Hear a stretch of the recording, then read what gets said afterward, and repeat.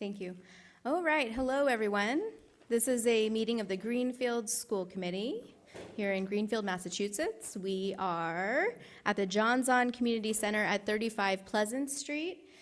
Today is Wednesday, December 11th, 2019, and the time is 6:38 approximately.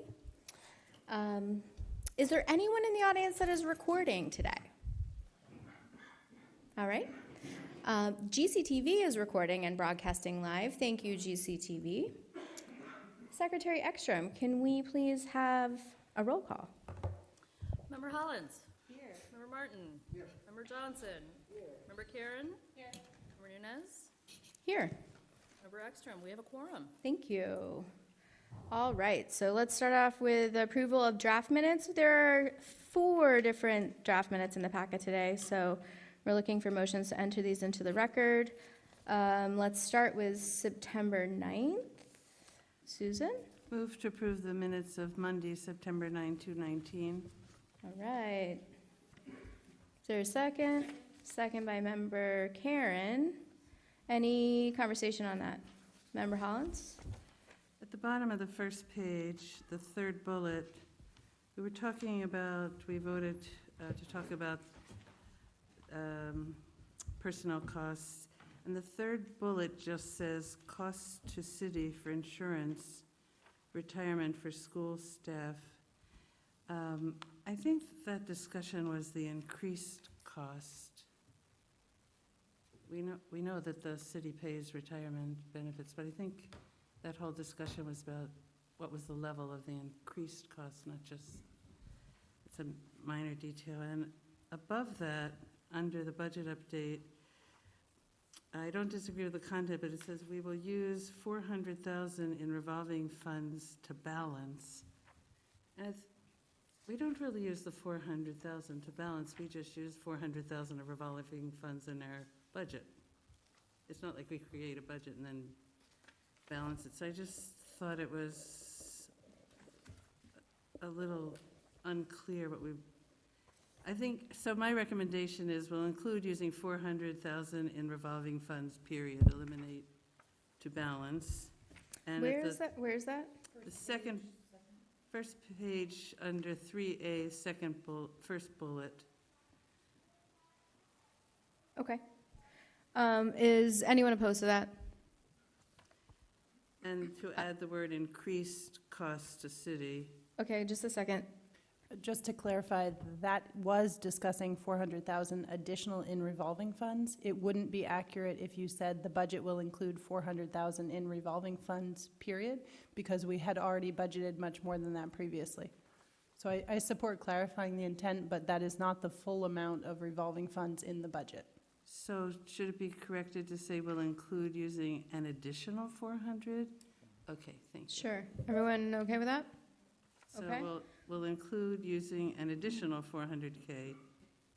Okay, and then below that, I recommend including the word increased on the third bullet, the increased cost of retirement and insurance. Okay, at the bottom of the page, 1, 2, 3. Cost to city for increased insurance. Everyone okay with that? Okay. All those in favor? Aye. Unanimous, thank you. Is there a motion to approve minutes from September 11th, 2019?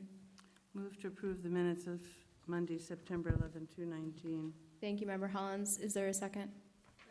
Second by Member Karen. Anything to say here? Member Hollins? There's a motion.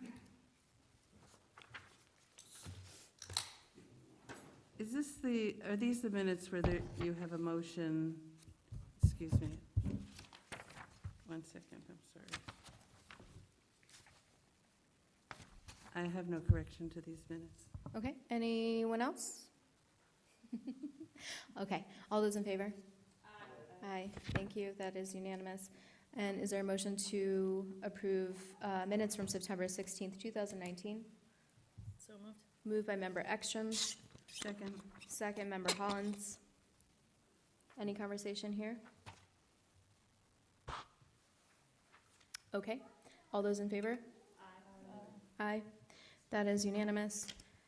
Motion to approve minutes from November 18th. Is there a second? Or I move it. Is there a second? Second by Member Karen. Any conversation here? Mhm. Actually, yes. But I'm happy to have someone prove me wrong. Yeah, just be sure to speak into the mic.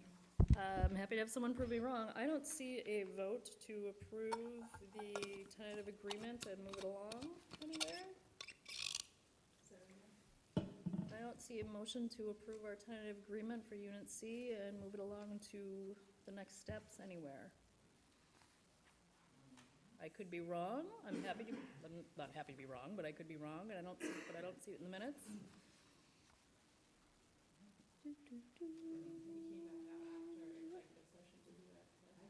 We did, but I don't see it.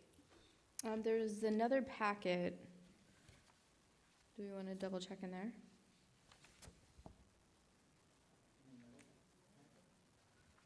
There. It may have been. That's what I was going to say. That. So we haven't seen those minutes, is what we're saying, because they would have been presented tonight. Pardon? So those minutes are not included.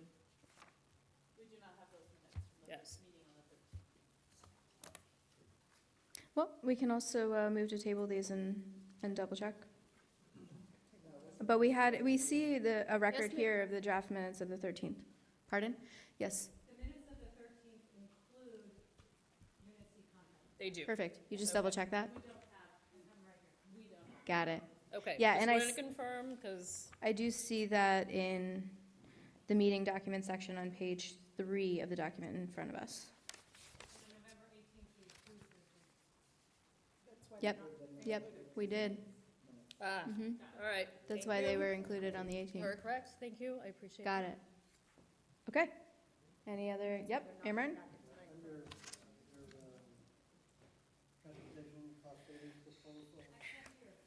Oh, please, thank you.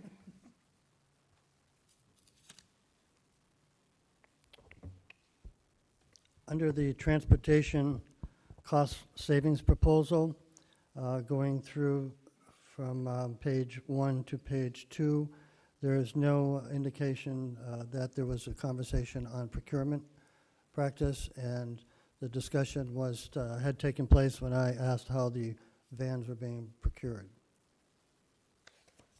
Okay, so at the bottom of the bulleted list on page 2, you would like to include a discussion on procurement?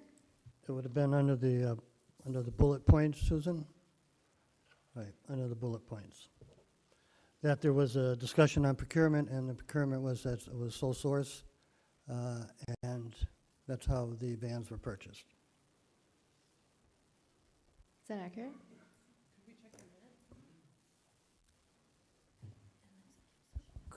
Mayor, could you entertain a motion to go back to the tape to include, specifically reference the discussion on procurement, so that can be captured in the minutes?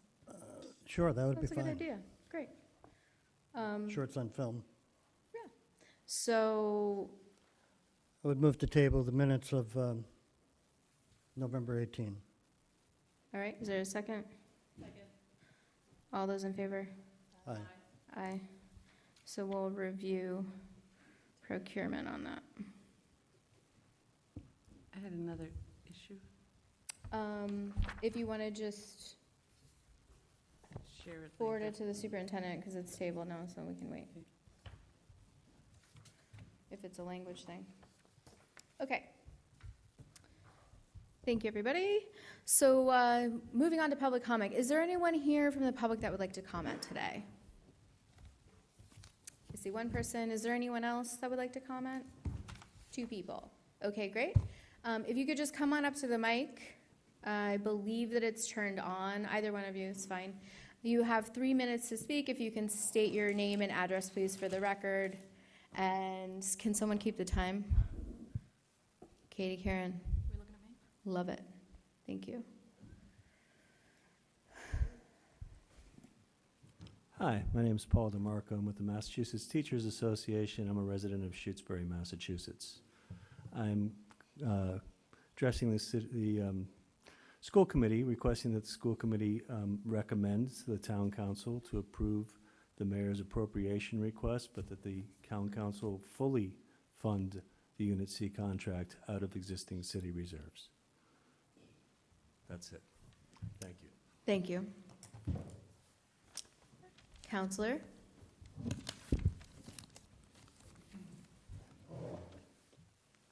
I just want to back up what he said, because I think the IAs definitely deserve a good contract instead of what they're getting now. Because I'd like to see it go forward so it's done by the end of the year, if possible. Because I'd like to have myself going out on a good right foot. Thank you. And for the record, that was Counselor Vern's son. Vern, could you state your address for the record? Thank you. 81 Barton Road, Greenfield, Mass. Thanks a lot. Would anyone else from the public like to speak? Okay.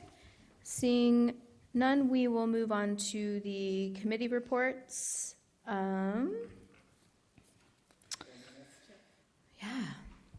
I would like to move to bring our first two agenda items, 1 and 2, to this part of the conversation so we can allow those folks to go home. Okay. Is there a second? Second. All right. Any discussion? All right. All those in favor? Aye. Aye. That's unanimous. Okay, so we'll move on to business item number 1, and then we will go back to reports. Yes. I'd like to move to approve the Boston Science Museum field trip as requested. All right. Any discussion? Do we want to hear from anyone? I think it's pretty cool. I wouldn't mind just like a very quick little blurb about it. It sounds like everyone's all business this evening, which is cool. So we did receive information in our packets. As you can tell, it sounds like people think it's a wonderful opportunity. Please give us a very brief description of what's going on, and then we'll continue on with our vote. Okay. We'll be doing an overnight trip to the Boston Museum of Science. Students will have the opportunities to have hands-on experience with various exhibits, to see IMAX presentation as well as a planetarium presentation, and students will get to sleep in the exhibit halls, which should be a really cool experience. I'll just add, this is a really, I think, coming from where I've been, I initiate a lot of these different trips, overnight trips. They kind of create a buzz for groups coming up, classes coming up. So I think that what he's doing is pioneering something here that we're going to have that's going to be exciting for kids to look forward to.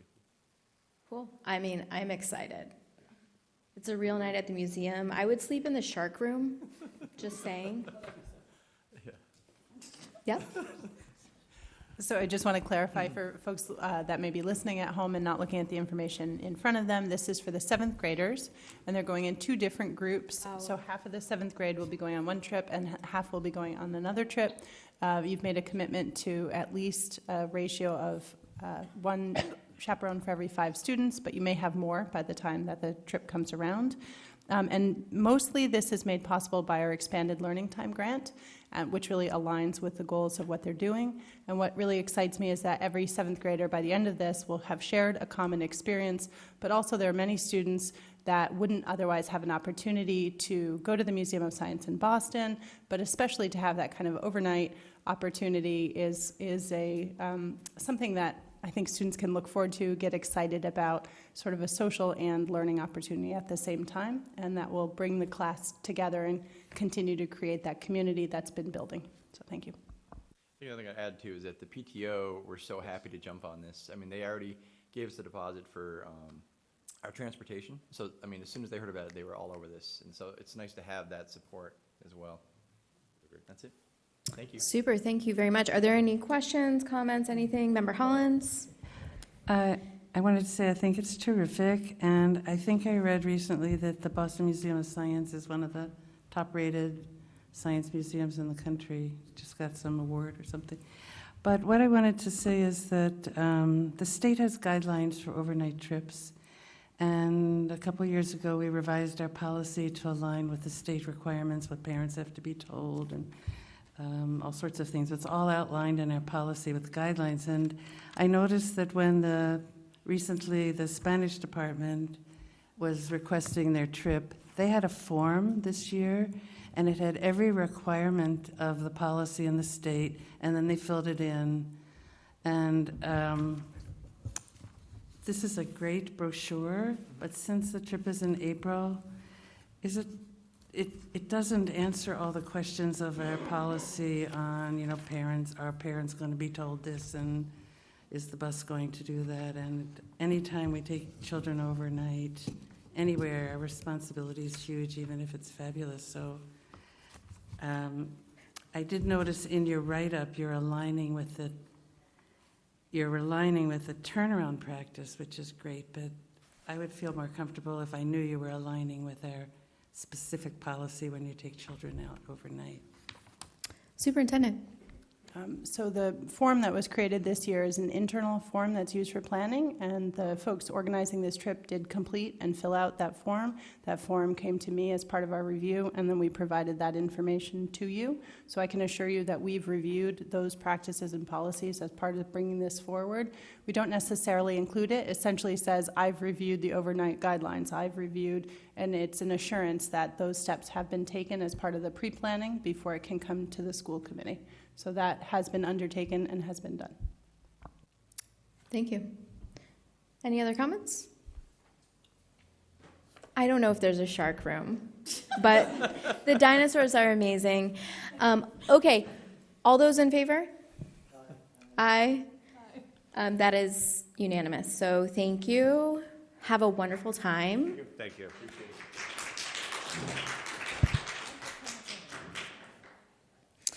Okay, next item, number 2. This is a Greenfield Middle School turnaround progress update. And I do not have a slideshow configuration set up for you. Is that okay? I will do it the old school way of holding up pieces of paper for you. We have them all in our packets, and I'm very sorry about that. I realized it last minute. There's this particular computer that we need to use in order to make it all go. So. Is it, I want to, hello, I'm Lynn Dole, I'm the principal. Oh, yeah, if you could, Greenfield yeah. Middle School, and so I should do it standing. You're welcome to stand. It's helpful to speak into the microphone. Okay. We all have the handouts. Okay.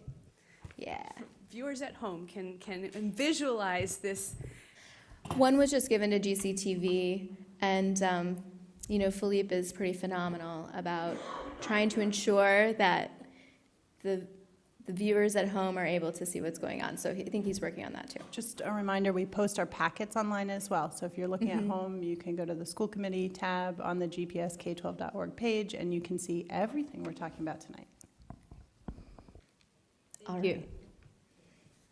Right. It's a pleasure to be here. I'm Lynn Dole, the principal at Greenfield Middle School, and it's truly an honor. I saw you in September, and it's delightful to be sharing this work with you, supported by a wonderful team of educators. Some of the school council members are here, and parents, and some of my students to speak to our progress with the turnaround plan. So I think I'd begin by framing it and saying there are so many wonderful things happening at Greenfield Middle School. Thank you for approving the field trip. I think that's a great example of educator initiative and creating a sense of community. The background, as you may know, is that last year Greenfield Middle School was identified as needing targeted assistance. And the state identified that need, and our educators worked last spring to develop a turnaround plan. I view my role as the principal as implementing that plan. Some of the members of the turnaround planning team are here, and I don't know, Mr. Browning or Mr. Tucker, do you want to speak a little bit about the process that got us the turnaround plan that really is our roadmap.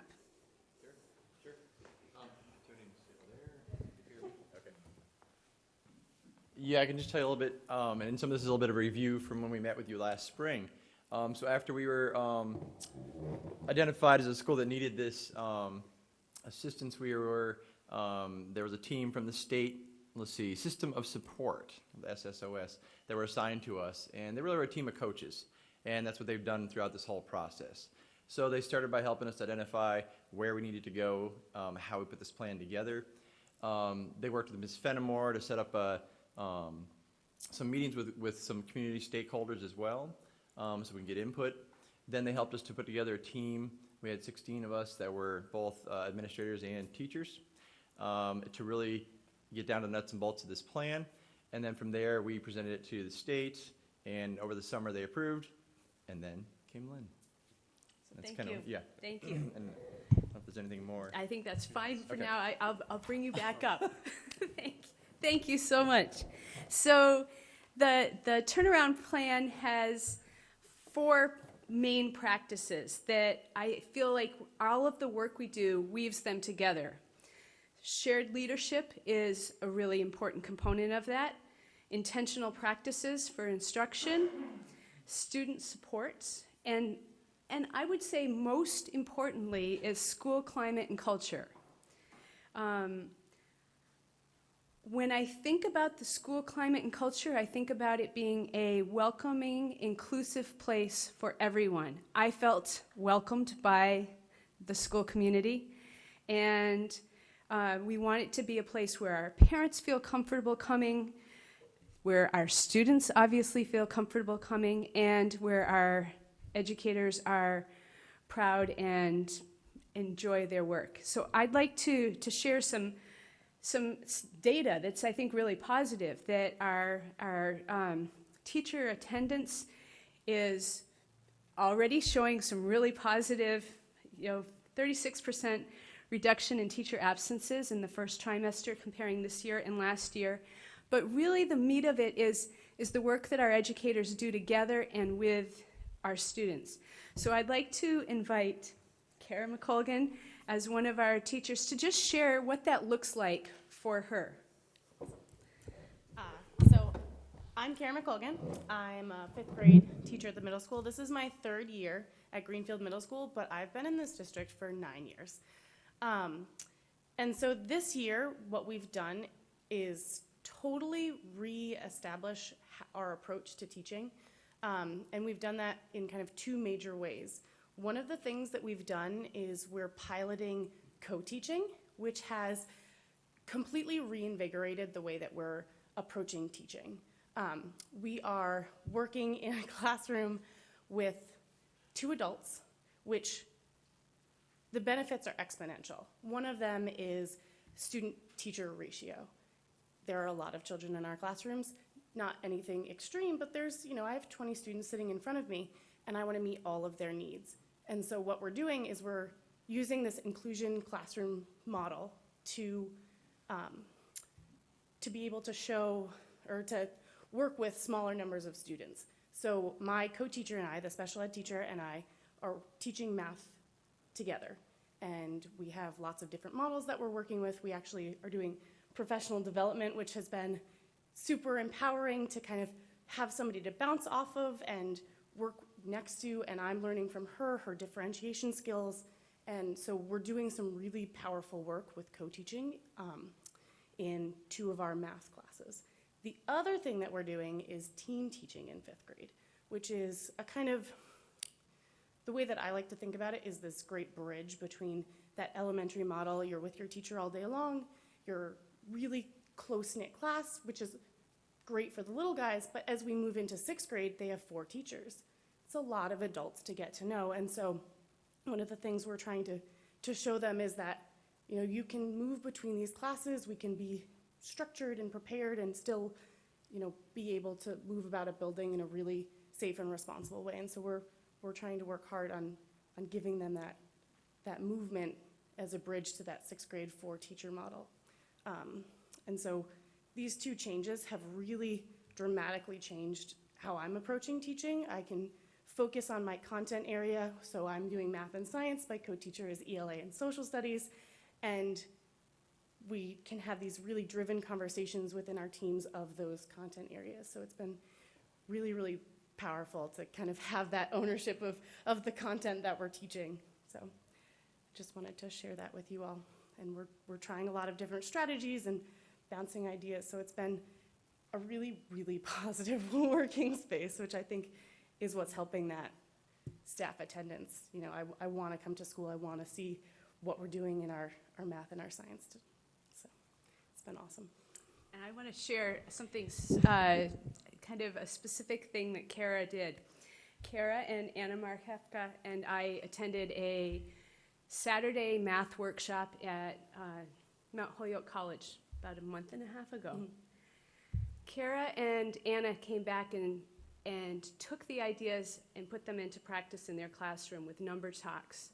And I got to visit and see how it was working in Kara's classroom. So I asked Kara to share that with our whole faculty at a faculty meeting. So she led all of us as learners in a number talk. And the next week, visiting a classroom on the third floor, I'm seeing number talks in action. Yeah. So I think that this is just a great example of teacher initiative and energy and trying something and seeing that it works and feeling really excited about it, sharing it with colleagues saying, hey, I want to try that. So that's just, I think, a great example of this really positive energy. So thank you so much. I'm very privileged to have the wonderful students that I do in our building, and I've invited some of them to come and just share their experience, because that's a really important perspective. So could I have my 2 6th graders and my 7th grader come forward?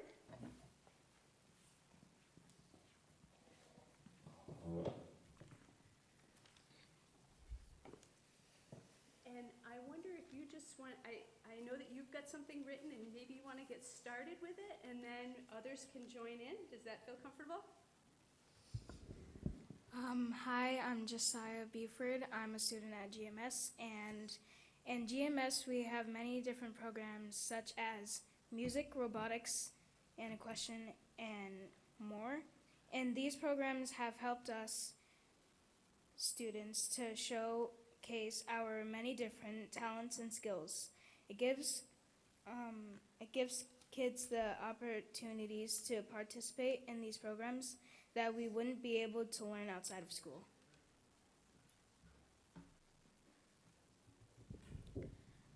We're also doing a program sort of thing where we're using Scratch. It's about math and like there's geometry and all sorts of things, which is actually a very fun experience how to learn math.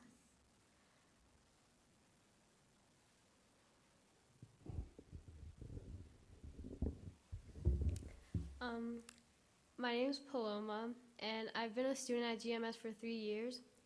And I think our school has come a long way, like learning how to be responsible, respectful, and safe around the building.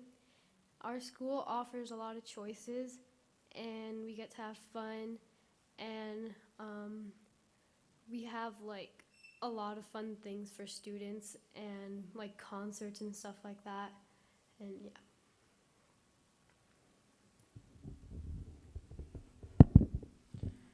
During 6th grade advisory, we do something that we call circle time, and we can like share pros and cons and our weekend plans, and it's just a nice feeling to have someone pay attention to you. And also in our advisory, we also go on walks. So when we go outside, we can like cool down and start our morning off with a nice, relaxed, calm day. And yeah. For our advisory, we greet each other and we like play games and stuff. And for lunch, we have assigned seats, but usually it's new sometimes. And it gives us an opportunity to make friends and learn more about them.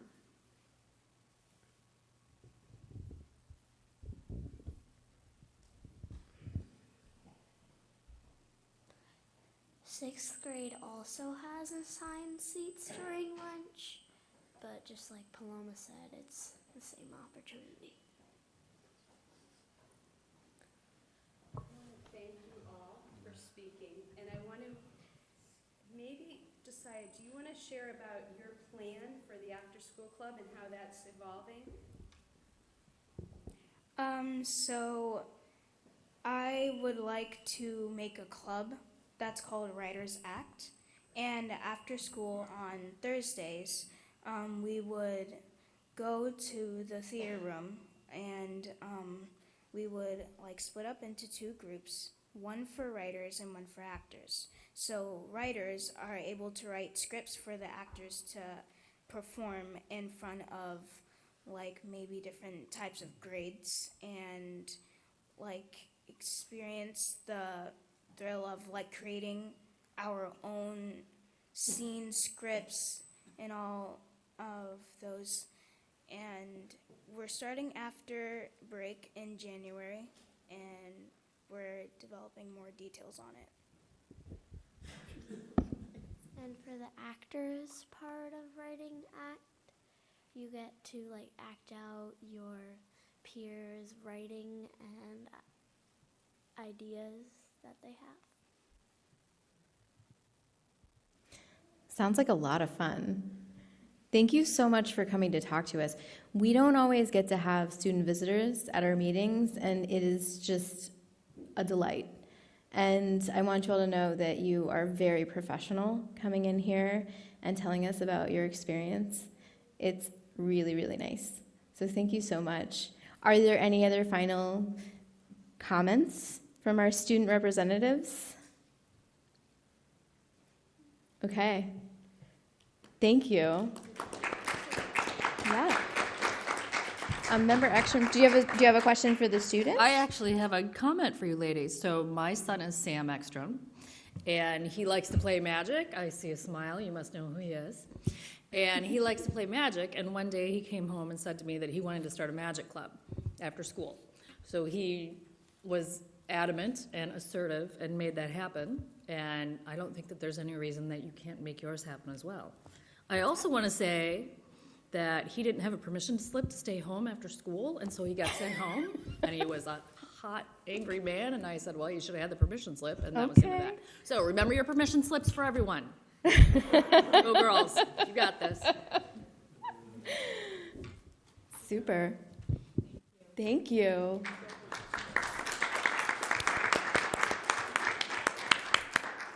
Yes, it was actually the example of the Magic Club that has fostered some other after-school clubs that derive from student voice and the support of our educators. So I'm really excited. We have some strong personalities at our house, as you might imagine.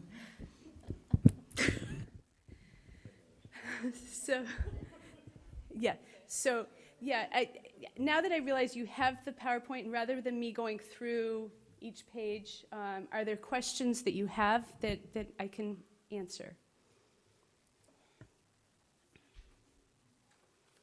Yes. Member Johnson. First, I just want to say thank you, and thank you for your leadership and for everyone who's here to present to us today. It's not scientific or data-driven, but all the word of mouth that I've heard since you've taken leadership has been really positive, so I really appreciate it. And the tone of you all coming in here is so great, because sometimes being in a turnaround, you could feel a little bit of stigma, it could be a little depressing or something, but I'm just feeling more of a really positive attitude, and like you're kind of having fun with it, which is great. My question is, how do you, if we haven't increased the staff, how do you do shared teaching together? How does that increase the faculty staff student ratio? Sure. Thank you for asking. And so we're piloting it this year in our 5th grade, and we have a special educator assigned to each grade level. And when the special educator is able to co-teach, as in the case of the math class, that means that the students are getting that differentiated support in their core math class. It's enriching all students learning in that math class. So it is a choice, and I think that we're seeing some really strong benefits because in that classroom environment where there's the 2 educators, and I have to say, having had the honor of visiting the class numerous times, students don't see one teacher as the lead teacher and one teacher as the support teacher. They're both the educators. Yeah.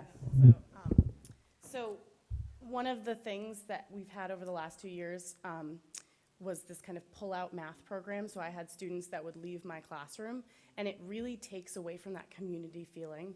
So this year with inclusion, all of my kids who would have been pulled out from that class, they get to stay in that classroom and they experience the math that we're all doing. So they're really on target for that grade level, even if they're not at that grade level yet. And so they get to have that kind of full community experience, whereas you could feel the change with like, oh, we're taking these students out, and they knew that they were leaving for, to get differentiated instruction, whereas having that teacher do her like pull-out services in the classroom really invigorates the class to see it as a community of learners, not just like, oh, these are the kids that stay and these are the kids that go. So it really kind of keeps us connected as a classroom.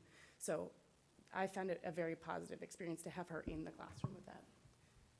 Member Action?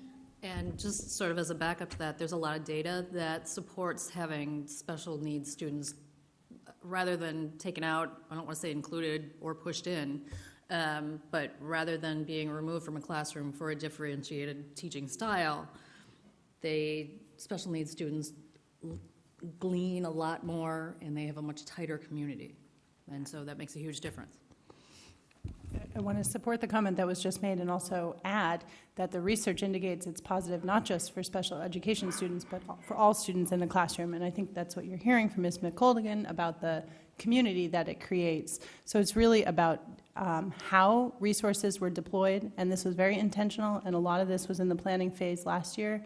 We probably spent, upwards of 50 hours just on the schedule last year to be able to plan how to coordinate so that the schedule didn't drive what happened. Instead, that particular goal was part of the driving force for the schedule. It was very intentional, and to be able to pilot it with facilitated support and training this year, all the results that have come out early have been very positive. Thank you for your willingness to try something new.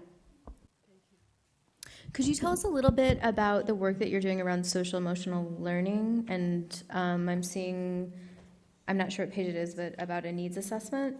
Absolutely.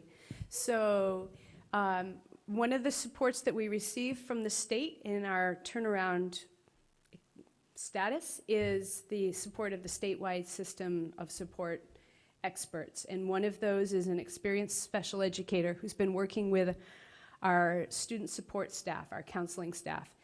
GMS is attending the state Mental Health Social Emotional Learning Academy, where we've gone for 3 days of professional development, and we're getting some coaching support from them. And one of the first things to do is to do a needs assessment. Is, what resources do you have within your building in terms of human resources, in terms of community outreach connections? So the first thing that we did was a comprehensive needs assessment and resource mapping. And now we're targeting, okay, these are the gaps, these are the systems that we can put in place to bridge those gaps. So every day, the associate principals and I meet twice a day to have a connection. Every Thursday, our counseling staff meet with the grade level teams of educators during their collaborative time so that teachers can share questions or concerns about students, so that there's good communication, that there's an identification of, oh, something's off, and oh, we can work together to support that student. Weekly, we meet as a student support team, which is the counseling staff and the administrators, to talk about situations that are more chronic, perhaps, and we meet with some of our community partners. So once a month, the CSO, ICC folks come in and meet with us. So I think that what we're trying to do is really bridge some communication gaps that can occur with regular meetings and with systems in place so that we don't want anybody to fall through the cracks. Social emotional learning is what makes it possible for us to learn anything. If we're not fully accessible to take in new information in math class because we've got too many other things on our mind or in our hearts, that makes it so much more difficult to learn. Greenfield Middle School has an extraordinary team of counselors that work really well together. And it means that we as the administrators can connect with the counseling staff to make sure that students get their needs met. Beginning in January, all of our grade levels will begin the Second Step program, which is a specific bullying prevention and skills curriculum that can be done from kindergarten through 7th grade. But we're going to make sure that all our 5th graders, all our 6th graders, and all of our 7th graders get it. The advisory that you heard the students speak about is core to the schedule this year. Students begin and end the day with their advisory group. It means that there's those check-ins and the circles like the students shared at the beginning of the day. There can be some reflection and organizing at the end of the day before folks head off. So I think that all of these are ways that we're trying to wrap our arms around our students in the sense, metaphorically, but just to help people feel connected with each other and so that they're more able to learn their core subjects as well. Thank you. I think I saw Member Hollins and then Mayor Martin. Hi, I want to thank you for this great presentation and for the terrific update. Thank you. I'm interested in I'm Yes. interested in everything, and I love Absolutely. your clubs and everything, but the reason I mention it is the state has just come out with new guidelines on financial literacy, and I attended the webinar or whatever, and what really struck me, I was just looking at my notes, a middle school principal spoke as one of the lead speakers and said that they had started doing a program with in the middle school, part of this, about how education pays off. And in addition to all the things they were doing with banking, and they mentioned all the programs, and I can share them with you sometimes, but he said they started teaching students that if you had no high school diploma, this is what you could expect to earn. And if you had a high school diploma, this is what you could expect to earn. And if you had an associate degree and a bachelor's degree and a master's degree and a professional degree with 7 years of college, and they were showing students, this is how your education affects your income, and that the students were really able to put together, wait, if I want a house and a car and I want to have a home or whatever, and I like to buy new sneakers, that you but the reason I mention that is he said the education in his school, the interest in achievement on the students' part went zzz, as soon as students saw the connection between learning and the economics of living. And I think this, the program on financial literacy is really interesting, and maybe someone's interested in you're walking distance to all these banks and all the banks. Yeah. So I just wanted to mention that because it seemed this particular new set of standards seemed to have, according to this principal, such a high impact on student motivation to learn. And thanks for coming to Greenfield. Thank you, and thank you for sharing that resource. Mayor Martin? Yes, I also echo the accolades for the presentation. That was very nice. Thank you. Coupled with the field trip to the museum, outstanding. I have just a couple of observations and questions. So when you begin the co-teaching in the 5th grade, 6th grade, So you're receiving your students from the elementary schools. Have you coordinated the turnaround plan with the elementary schools? So I have not done that. I think that there's certainly room for us to share our experience with turnaround, and it has truly been a supportive experience.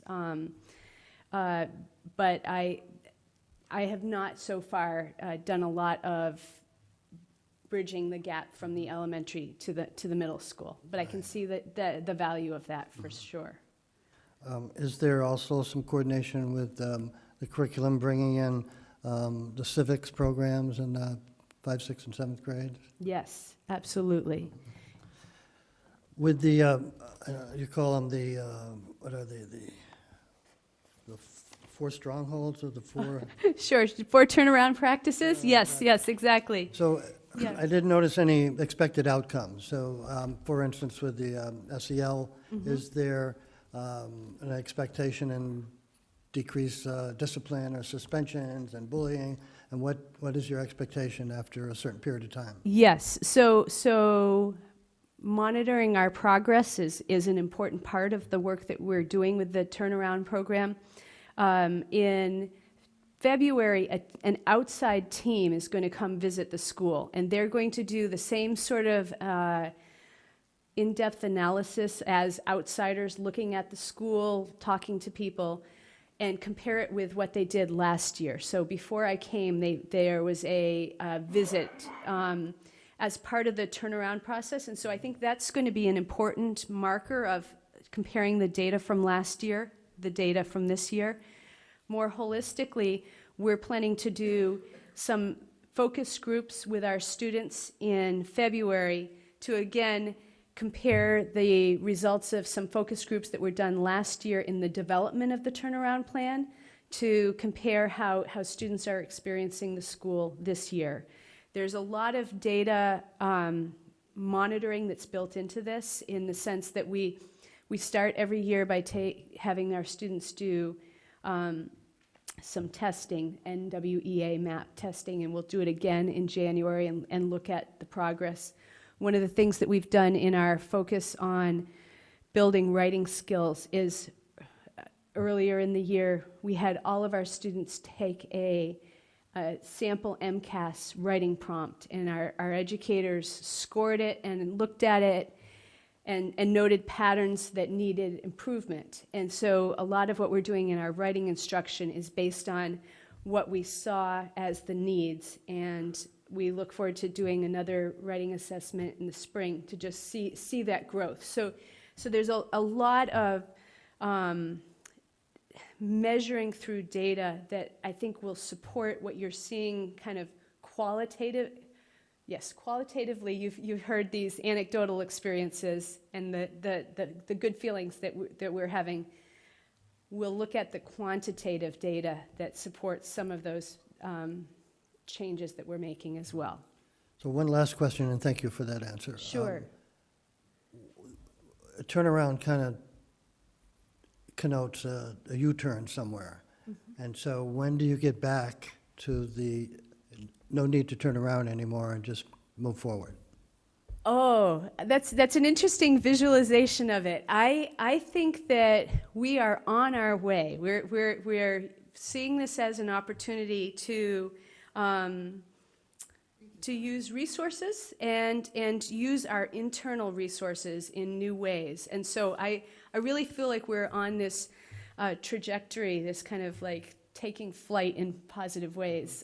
So I guess I wouldn't, I understand why you'd say it's a turnaround, like a U-turn, but it's more like we're on our way, we're making good progress, and we're just going to keep on following this roadmap that our staff developed. You know, I love that the turnaround plan that I get to implement isn't something that somebody from the state constructed or that I came up with.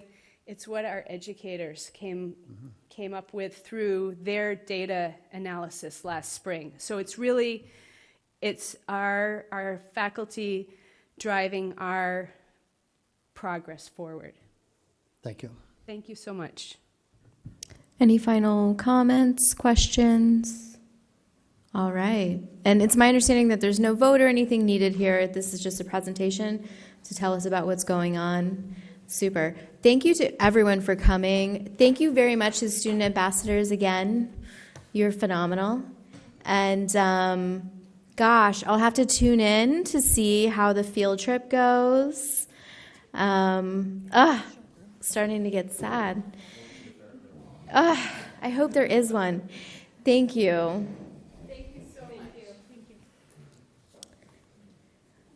Okay, so we are headed back to reports. Guess what? I got nothing for you. I'll move straight to the superintendent. How's that?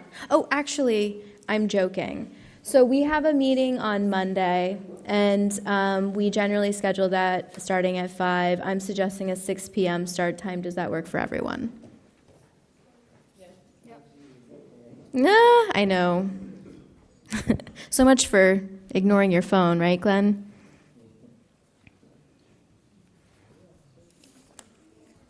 Yes, Member Are Hall. we still going to continue tonight's agenda over to Monday? There are additional items that will be added on Monday for the Monday agenda. Super. And that is 5 to 7? 6 to 7. Stop. Bill. Okay. Okay, Superintendent, take it away. So in your packet, you have a number of materials that relate to the superintendent's report. I won't go through all of them, except to say that we have some local media coverage from before the Thanksgiving holiday. A number of our schools participated in the turkey trots or the fun runs. The Academy of Early Learning held a fantastic and successful food drive and a mini march. We have published our dates for the film festival, which will be the 10th annual. It's coming up this year in May again. It'll be May 8th in 2020. And we have a sort of looking forward, looking back theme this year. So there's going to be some exciting changes to that while we continue the traditions that have worked well. And there will be an art show with it as well, which we're looking forward to. In other recent news, we announced the Superintendent's Award to a high-achieving student in Greenfield High School, and Gabe LaRouche was awarded that this year. He is a really terrific student, taking an incredible array of AP classes, and when I surprised him in class to give him the award in front of his classmates, he just happened to be wearing a suit for his AP Euro presentation. So he was quite a deserving student, and congratulations, Gabe. Today, Federal Street School completed their annual delivery of wreaths about town. I'm always happy when mine arrives. They come and sing with us and put up a wreath on the door. But the library, the rec department, a number of area departments and partners also received wreaths today, and that was Federal Street out there making merry, so thank you to Federal Street School. You received notice that Coach John Hickey was named Coach of the Year from the Massachusetts Basketball Coaches Association earlier this month, and that's in reference to last year's amazing season in which the Greenfield girls were in the cage at the semifinal level for the first time in 29 years. So congratulations, Coach Hickey. That's the second time he's gotten that award. And you also received notice earlier today that Governor Baker signed a $50,000 grant for the Greenfield Public Schools, a significant portion of which goes to the efforts that you heard about here tonight. And so we're quite excited that that application has been approved and received for our work. A few upcoming events as we head into this last few weeks before break. At the middle school again on December 13th, they'll be handing out the Student Achievement Awards for the first trimester, focusing on that student achievement, and the Greenfield High School has a pep rally. And then the 20th, Friday the 20th, is an early release for vacation. There's no preschool that day at AEL, and it is a community service day at the high school. And then we are off and closed for the December vacation, and school resumes on January 2nd. I did want to note that after the substitute rate changes went into effect, we had a significant increase in the number of substitutes that were applying. I would say approximately 20 new substitutes are now in our system, and among them, folks that are certified teachers, retired teachers, so bringing their skill set to our schools, which is a very positive thing. You have all of the school newsletters and calendars in your packet, and a photo of Gabe in his suit, and the social media. So if there are any questions, I'll take them. We did move the financials to their own agenda item at a request of the chair, so those are in your packet, but they will be addressed separately under that agenda item. So Superintendent, I actually don't see it on our printed agenda. We could double check the posting if somebody can bring it up, see if it is a separate agenda item. If you'd like to discuss them now, we can have I the business do want to manager. discuss them, so I was just going to point out that I don't see We can certainly do that under the them. report, which is what we typically do, so. Okay. Could I ask our So- business manager to come forward on the Come on financials? forward, Steve. Before we move into financials, though, are there any questions or comments for the superintendent about what she just presented? Super. Thank you for all that info. Before Yes. we do this, Uh-huh. at risk of, I just want to point out, at risk, are we going off agenda if we do this when it's not included on our agenda and needed to be posted 48 hours? I'm posing the question. To have an informational about, oh, Usually look- goodness. Great. This one is what we're talking I about? love when I Great. love when it's right there. My eyeballs don't see it. So it is here. So Steve, I've prematurely requested your presence at the hot seat. So we will wait until that agenda number 7. Thank you for pointing that out. Great.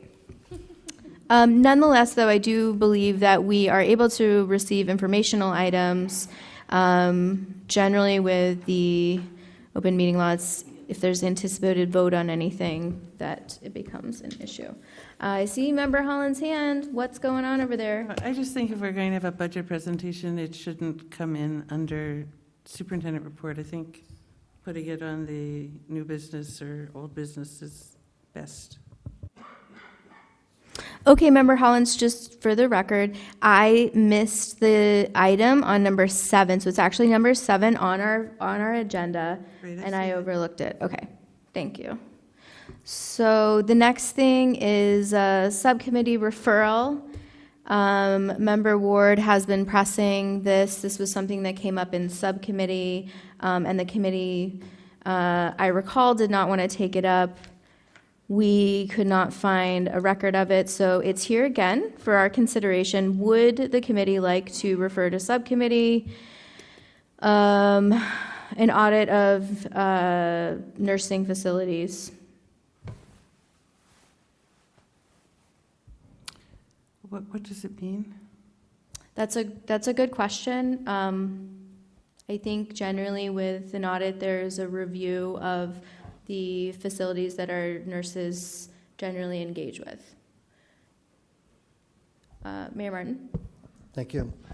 In my conversations with Member Ward, he was concerned that, as I am, with the number of students being tended to within our school system, that the clinical areas where the nurse is seeing these students should always maintain some sort of approved area. So I would suggest and would move that the referral to the Board of Health and another facility manager for the school system review the nursing areas within the different schools to make sure that they're in compliant and acceptable clinical areas. Is there a second? Seconded for discussion. That was seconded by Member Hollins. For discussion. Member Hollins? I don't know that I think we should call in the Board of Health, because I think we have all master's degree level nurses, and what they do is under the Board of Health with a great big guideline book, thick book from the state. But I do think on occasion, since one of the first responsibilities ever for public school committees governance was to make sure there were adequate facilities. And I think it's good for us sometimes to walk through the buildings. And what's been of my concern hasn't been nursing. I hadn't thought about that. But I've been concerned about whether we have enough space for our students in the schools and whether we have children that are being tutored in closets, which... So let's keep it on topic. It is about nursing. I'm supporting the idea of the school committee knowing how space is used, particularly small spaces, whether it's for nursing or tutoring or whatever. And I think we should make sure our facilities are adequate for what they're used for, but I don't think it's only necessary to look at the spaces nurses have. I can say when I started here in 2008, there were nurses in closets with carpet, no windows, and no water, and so it happens. What year was that? 2008. But I'm just saying, when you get overcrowded, I just think it's a good idea that we know how our space is being used.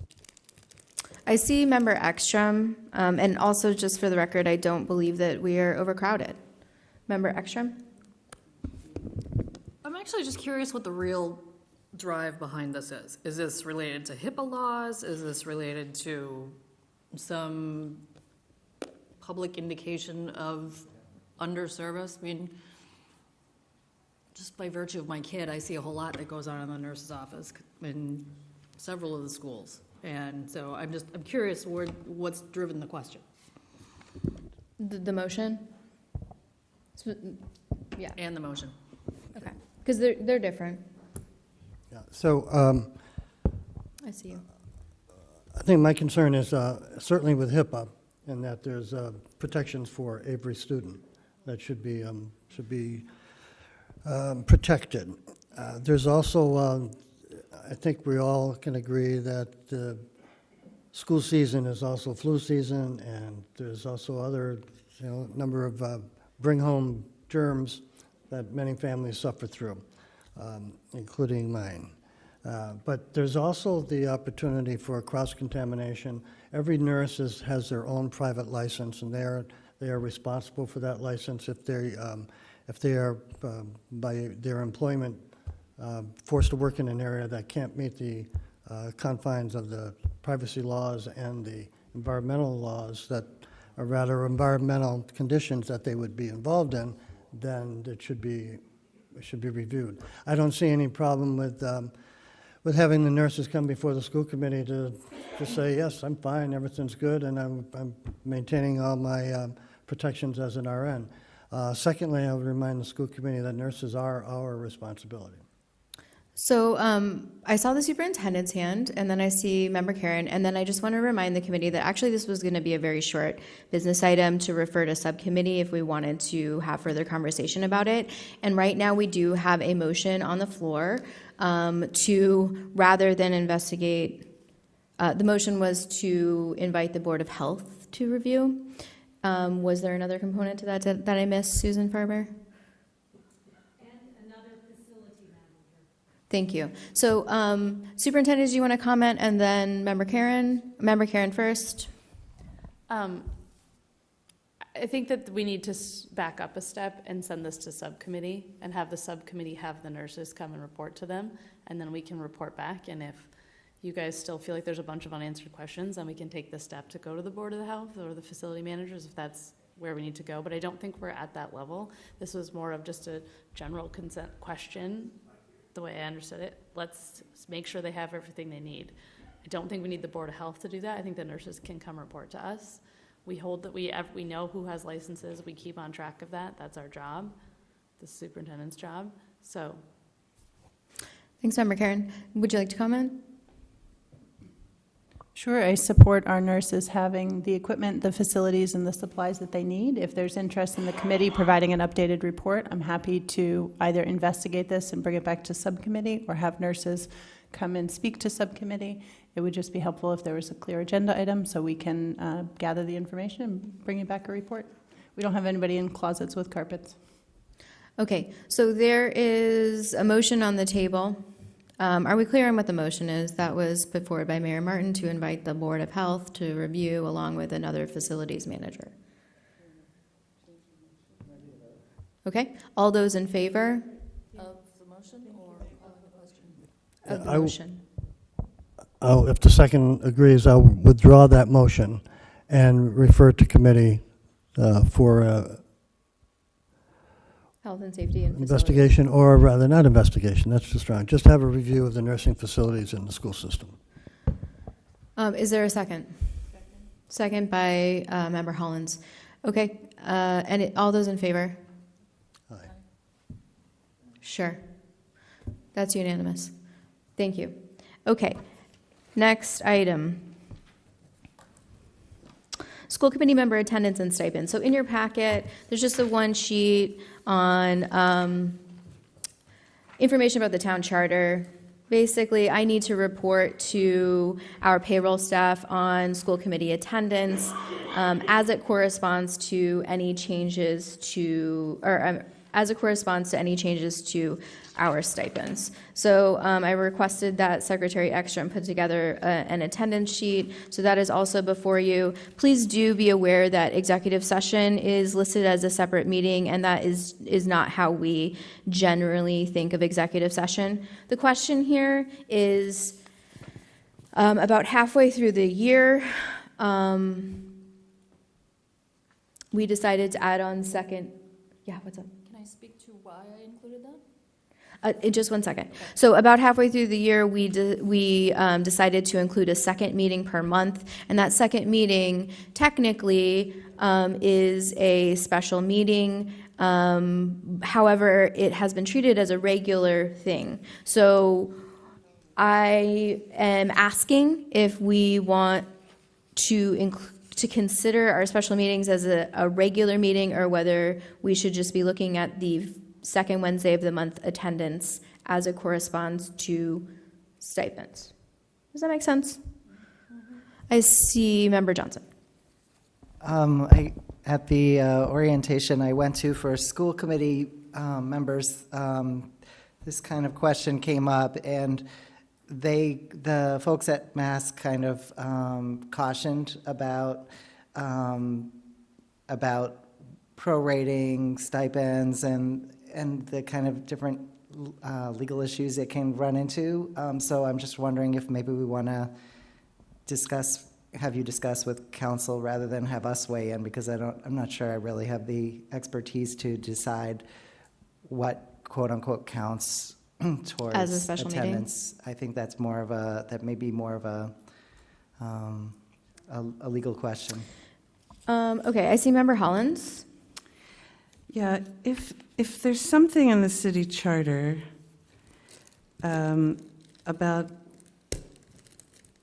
is there something in the city charter specific to school committee attendance? Because this is any board member. So does that, well, okay. We're the only board member that receives stipends other than the council. So it says 3 regular meetings, and I did a 5-year review of how many meetings we have. We have some months that we have 3 meetings called special meetings, and then there are meetings that are called regular meetings. So we have 10, 11, or 12 regular meetings every year so far for the last 5 years. And then depending on the year, 7 to 14 special meetings. So I think if we're going to vote, and in our policy, I think if we're going to vote that we meet 2 regular meetings a month, that's one thing, but I think we have to not, after the fact, take meetings that are called special meetings and call them regular meetings, so we need to decide that. But on the issue of attendance, we do have remote participation, so unless you're really incapacitated, even if you're away anywhere, what I have trouble with, and what I think we have to consider, are meetings that we don't set up here, and then 3 days, within 48 hours, there's a meeting called that no one has in his or her schedule, and that's really hard. So let's keep it to the agenda item. So what I'm hearing is 2 members now essentially saying, let's just count our regular meetings as regular meetings and the second meetings of the month that have been pseudo-regular. as special meetings and leave it at that. But what I was getting at is I think we need to, this is also a policy issue. If we wanted to have more than one regular meeting a month, it's kind of a policy on Section B policy. Yes, I heard that, and then additional comments about other meetings. So just to have a record, we'll just say that for the 2019 year, we will count our second Wednesday of the month meeting as a regular meeting as it corresponds to the stipends. Is there a second? Second by Member Hollins. All those in favor? Oh, I'm sorry, discussion. As we know, we have no subcommittee for budget and finance. And so, and previously we had declared that our special meetings, which would be on Mondays, would be dedicated to the budget and finance. So if you only show up for the regular meeting, and that's the one that counts with the stipend, actually the budget and finance Monday second meeting is very important. So I don't think that really tends to, I don't think the motion really goes to what we're talking about, which is declaring a second meeting. We're not talking stipends. According to number 3, school committee attendance and stipends, it says review attendance and charter language. So the charter language for the stipend is by ordinance. Actually, no, I just want to say, I just want to correct you. I pulled that off of the chair's timed agenda where I have a section that is the notes section. So the far right section is just notes. Like these are things that, we may use as materials to support this conversation. And then there's a little blurb underneath that says that, this is about the stipend payments. And that's why I brought it forward, because I'm reporting to our payroll tomorrow. Tomorrow is the deadline, I believe, for us to get paid by December 27th. So part of why I'm bringing this forward is just to make sure everybody's on the same page. I can provide the information, and we are good to go. Is there consensus for having 2 meetings a month, or 2 regular meetings a month? Are you saying moving forward? Moving forward? I think that that's something that the new committee should probably take up. Good point. Thank you. I see, I'll go with Member Ekstrom first, then Member Hollins. We do have a motion on the table. Go ahead. I just actually want to talk about methodology of how I got these numbers.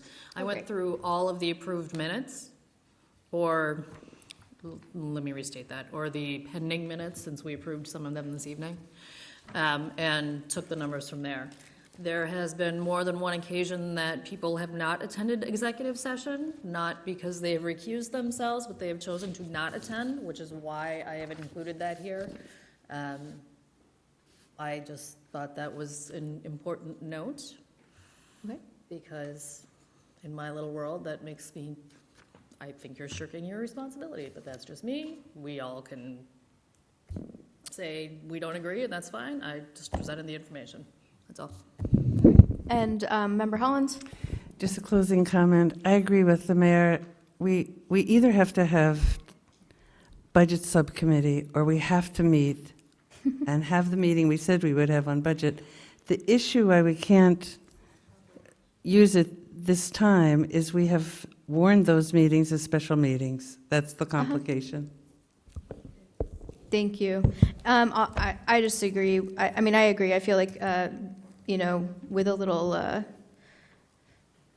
kind of foresight, I think that this issue should have come forward earlier, because I do think it matters when we come to our meetings. But given the situation, I support this. Are there any other comments or anything? We've got a motion on the table to count only the second Wednesday meetings as the regular meetings as it corresponds to stipends. Of 2019. Yes, sir. Thank you. All right. All those in favor? Aye. You were an aye? And unanimous. Thank you. So that information will go forward, and you can expect a check on the 27th? Is that when it comes out? Sometime around at the end of the year. Okay. So we have a Green River School updated proposal review and council update. Do you just want to give us a quick brief on that, Superintendent? I spoke with the chair previously and suggested that if allowable, I'd love to discuss this further on Monday, because we do have a meeting 3 business days from now, and tonight is a heavy agenda. In the past, we've talked at length about the Green River School. This committee has voted a proposal. We've been working to update that proposal. I've been working with our Director of Pupil Services on some particular student needs that could be best served in that building, as well as working with some additional partnerships to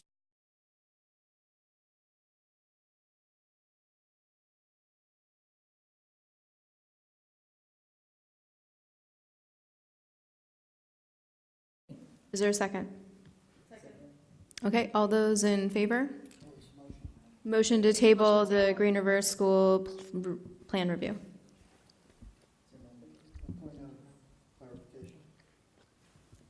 I'll allow it. What's up? Could we have access to the previously submitted plan, the date and the minutes, so that we could review that again? Oh yeah, sure. We can get that for you. Thank you. Okay, all those in favor of tabling? Aye. Aye, unanimous. Thank you very much. So we'll look forward. Great. So we are now on policy section B. This is completing the first reading of section B, starting at BEC, I believe is the first one. Thank you very much. I actually want to just start us off with a motion to accept the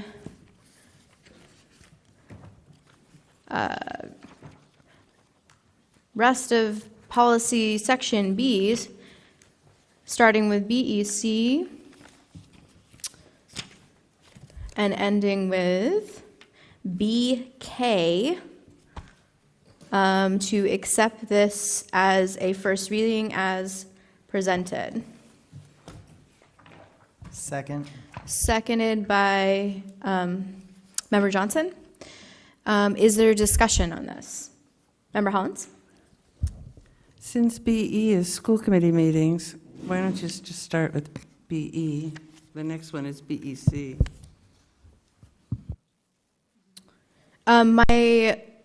In the review of the last meeting, BEC was the first policy that we would be addressing today. Is that accurate, Madam Chair? Right, but At the first. But the one right before that we talked about is the one where you talk about what's a regular meeting and what's a special meeting. It's our opportunity to just talk about it. Okay. But it would be a second reading. That would be a second reading. So the policy subcommittee has reviewed this. I believe that if Member Karen, if you want to comment on any highlights in the B section, we've all had the B section for a very long time. I think we. And I also. No. I think we handed out this the first time in July, and it got tabled, but you've had access to this revised thing for that long. So. And also just want to remind that it's a first reading. It's a first reading. Mayor Martin.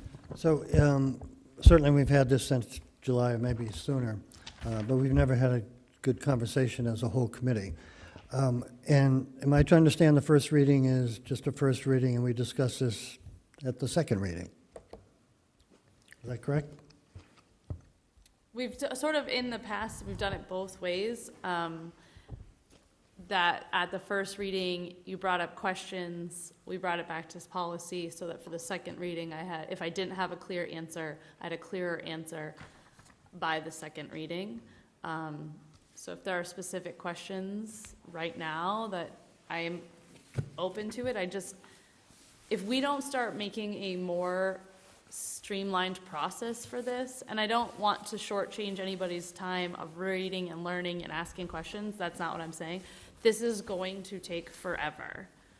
We're at the point in policy, we're so far ahead of any first and second readings that we might need to just stop with meeting with Liz until we get anywhere near pushing it moving forward. So I absolutely do not want to stop people from asking questions or speaking, but we need to come up with a faster and clearer process for it rather than me reading it every time. So part of me was ready to be like, you know what? Let's have the policy subcommittee come up with a clearer plan, bring it forward, and everybody agree to it, and just not even have this conversation right now. But I'm okay with having it, if that's what we want to do. Would Chair Nunes consider any questions go to by email to all the committee members and then referred to the chair of the policy committee so that we could consider the corrections in the emails by the subcommittee and then present for another agenda item the second reading? So I think best practice would be to not send out your questions or comments related to policy to the full committee. However, I think that sending directly to the policy subcommittee chairperson is an appropriate place for your comments to land without CCing everybody on it. I think that's just the safest, easiest way to do it, because then we kind of open up some potential for open meeting law issues. It's easy to slip into deliberation accidentally. Vice Member Hollins? Well, we govern by policy, and I really care about our policies. If we're going to, one reason you do policy review is to educate the district and the members what the policies are. So if we're never going to read them, and we're not going to say this policy means this, and we're going to change it from this to that, then what are we even doing anyway? Let's just adopt the state's policy. I think it's really important that it's on our agenda. I think it's really important we have an active policy committee. I think it's important that we publicly say this is our policy and what the change is, because that's how you educate it. I want to say one other thing. The last policy subcommittee had 5 meetings on a process, and it had a first reading, and it never was finalized. It was how we bring them up, how we share them with people that are influenced, get feedback. It was streamlined. And if it ever had a second reading, we'd have a process. So I think that should come up in policy. But I made comments on the policies that are changing, and I think we've had 5 meetings where we've canceled it. It's 8 o'clock. I think I should go over what the changes are and to let people make their comments so we all know. These are our governing policies. So I just want to say for the record that the floor is open for comments on the policy that is here. There's a motion to accept these as a first reading. So if you have specific things that you want to touch on, please do touch on them. And we are using a lot of time to be talking about these process things. I would like to just put pause over here. I see Member Johnson, and then we'll come back to you, Member Hollins, if you want to prepare your comments, and we can go from there. No, because the motion is open for deliberation, and included in that deliberation could be comments about the policies that are before us. I'll speak. So, first of all, I have to say I couldn't disagree more with the concept that the purpose of doing these readings is to educate ourselves and the public about what these policies are. This is not an effective way to train or do public sharing of information. This is actually the opportunity for the school committee to give feedback to the policy committee on the changes that they have proposed and to bring that back. It's an editing process. It's not a going through and discussing every policy process. And as Member Karen mentioned, if we do it that way, we will not get through them. And so we have an obligation, I think, to do this work product, create revised policies, and have them for the school's implementation for the good of our students. And I just want to echo what the chair said, which is that the purpose of having the motion to accept these and then having a discussion is an opportunity for school committee members to share their feedback that we could bring back. It's not to stifle discussion, it's just to say, if you have items that you want revisions or want us to take a second look, this is the opportunity to let us know what those are. So you're looking for comment on the policy? Yes. Starting with BEC. Okay. Go ahead. Policy BEDB, called agenda format. When we've gone through the B policies, we've taken out what the last policy committee and school committee voted when it didn't comply with what the MASC sample policy. But on this, we've added in what isn't on the state's sample policy. The subcommittee agenda will be based on items referred by the full committee. The subcommittee agenda will be developed in coordination with the superintendent. So you've basically stripped your standing committees of the chairperson deciding what details they want to cover for standing committee. So I would say this is not in the sample MASC policy, and it should not be added to this policy. So the ICU superintendent, You're just asking for comment, right? Mm-hmm. So we don't have to agree, it's just comments for the budget subcommittee. Sure. Am I not allowed to provide input too? There was lengthy conversation about this, and the reason why this got added in was actually to establish trust. So what surfaced at the table, not only at our full committee table, but also at the subcommittee table, was the idea that folks were not clear about what was going to subcommittee, and there was this opportunity to actually to pull back a little bit and be pretty formal about what it was that we were sending to subcommittee. So everything was just really open at the full committee table. So that is what is at the origin of including this item here. So that's just my response to that. And you're correct, it is just an input time. Is there anyone else that would like to comment on policy BEDB at this time? Yes, superintendent, and then member Ekstrom. I just want to note that there was a lot of discussion about this. Part of this has to do with the coordination of the district's resources.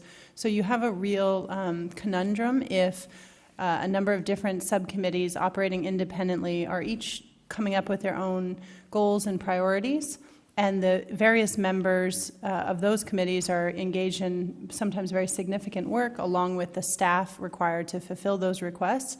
But the full committee never is aware of the full workload. So that could tie up the resources of the district or really hamstring efforts towards other goals and actually conflict with the school committee's stated or voted objectives. So one of the things that became clear is that a coordinated workflow, so the school committee is aware of what the branches of the school committee are doing, becomes more effective to the school committee's goals.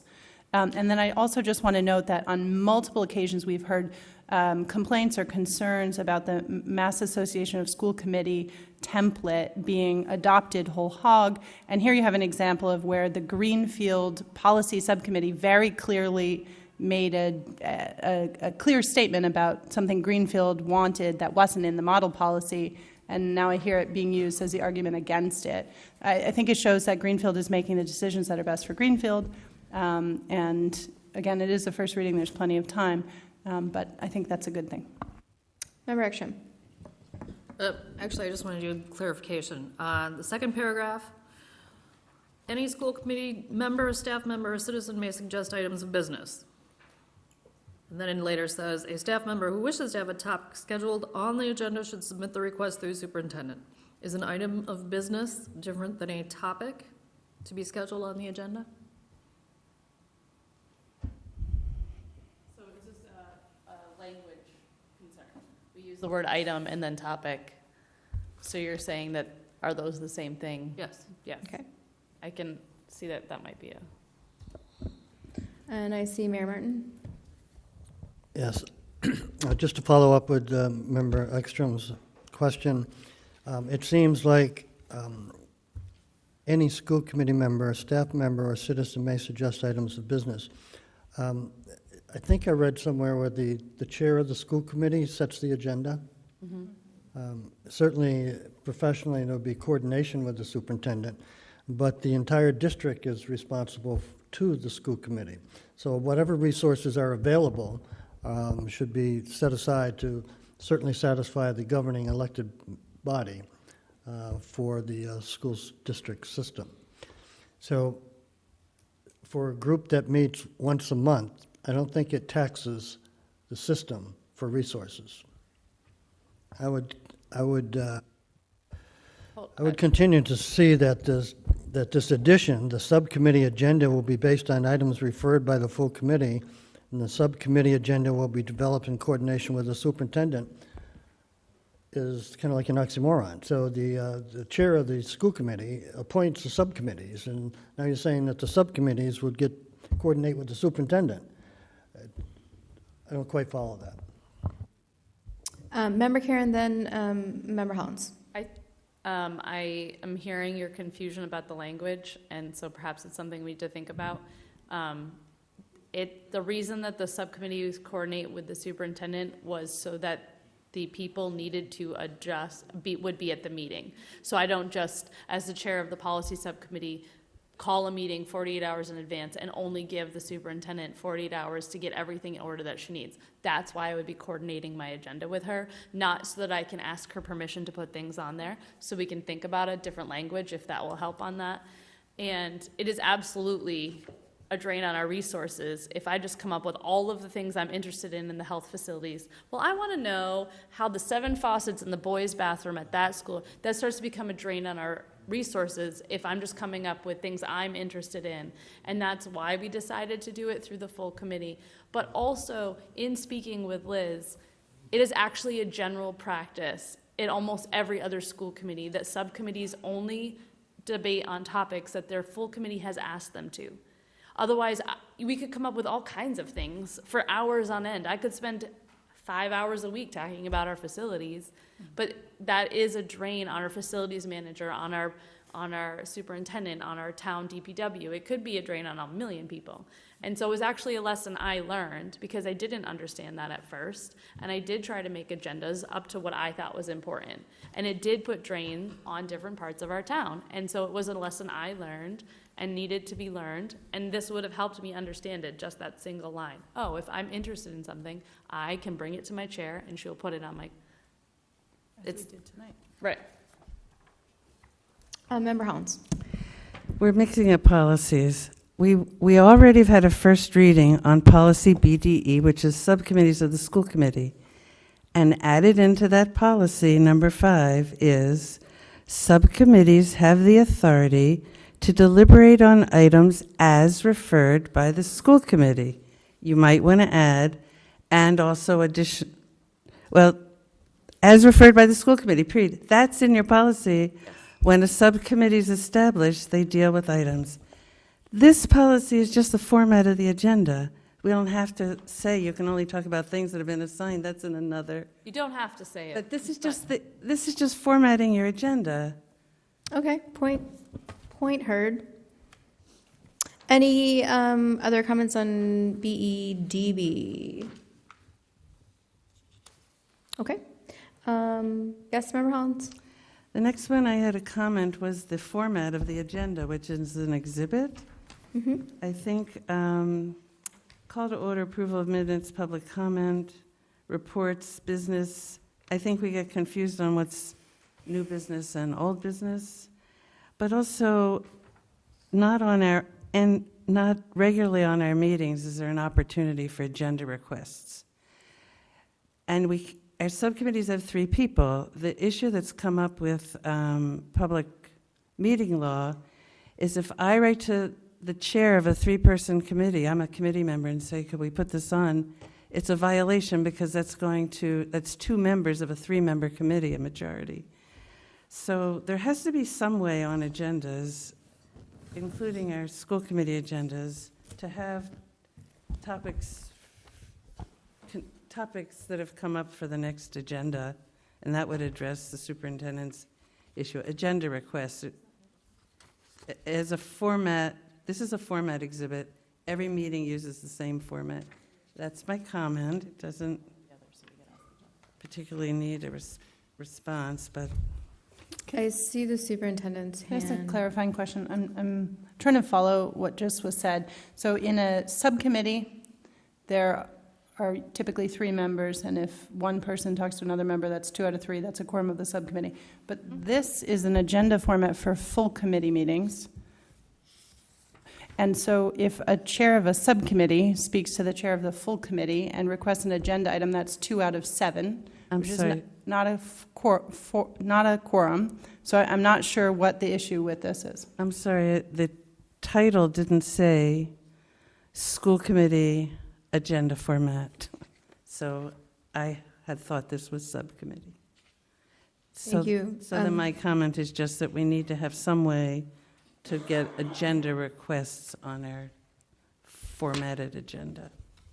My understanding is that you can still request an agenda anytime by emailing the chair and requesting an agenda item for the full committee, because it's neither an open meeting law violation, and that often does happen in public session. But our own policy does say it's up to the chair to select those items. But that way, no member here ever knows, I never know what anyone else That's right. suggested, and then we because never of the can open say, meeting oh law. yeah, we're all interested in nurse rooms or whatever it is. Did I see your hand, Katie? Or did I make that up? No. Okay, I see Mayor Martin over there. What do you say? I guess, what's the explanation for deletion of some of the items from the original agenda format to this very brief format? So we've taken out financial report, payment of bills and financial report. We've taken out unfinished business, new business. We actually haven't taken anything out. As you can see, there's no strikes. So we actually, when we were having this meeting, we were unsure how in-depth we should go. Just because it doesn't say payment of bills doesn't mean that that's not included in business, right? It can be included in business. Business, it can be anything that the school committee has decided is important to talk about. So it can also be in reports. Payment of bills can go in reports. So this is just a very streamlined, clear order. So people who don't know how our meetings typically run can go to our policy and say, oh, if I want to speak, I have to wait through about 15 minutes of stuff. It wasn't, but if we would like to have a more in-depth example, we absolutely can. There wasn't a reason to delete it. The way I understood our conversation, and I will defer to my other committee members if they remember differently than I, is the reason we didn't strike it was because either was fine.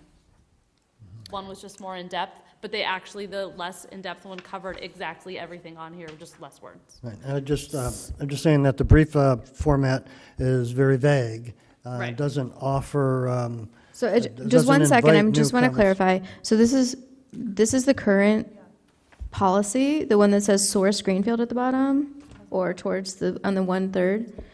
And then the other one is actually model MASC exhibit. Which one is? So the one, we didn't delete things off of, the one that you're referring to that says payment of bills, financial report, delegations, visitors, that has never been our policy since I've been on the school board. The long one is MASC's. The short one is Greenfield's. It says current school committee format starting in July 2011, and it's listed there what we currently use. And then MASC has 12 items where the one that's in use now has 8. And they're both there for your review in this first reading. Okay. And I see Member Ekstrom, and then I see Member Hollins. So Member Ekstrom. Just as a matter of opinion, I prefer the shorter format, but regardless, we need to include roll call of committee members as an agenda topic, because that is what determines if we have a quorum or not. And so I think it's worthy of having call to order and then roll call of committee members directly under that. Thank you. Member Hollins? I'm going to make a quick comment that I think we should go with the one that has 12 items. The reason is it's easy to pass something, and it's very hard to add anything if it's not on the agenda. But also, if we're not going to have a finance subcommittee, then people that have questions after signing the warrants or something, there should be a spot here. So I go for the long one, and if we don't have anything, then it's easy to pass it. I want to remind the committee and the public that we decided to dissolve the Budget and Finance Subcommittee for the calendar year. So that is ending in a couple of weeks. And there will be a new committee. So the new committee may want to change things. They may want to keep 2 meetings, or they may want to have subcommittee. I see Member Johnson. Well, you covered it, thanks. Okay. I think that we have heard a lot about this, so that will be taken into consideration. Are there comments on other policies? Member Hollins. Pardon? BEE, special procedures for conducting hearings. I have just a question. If we have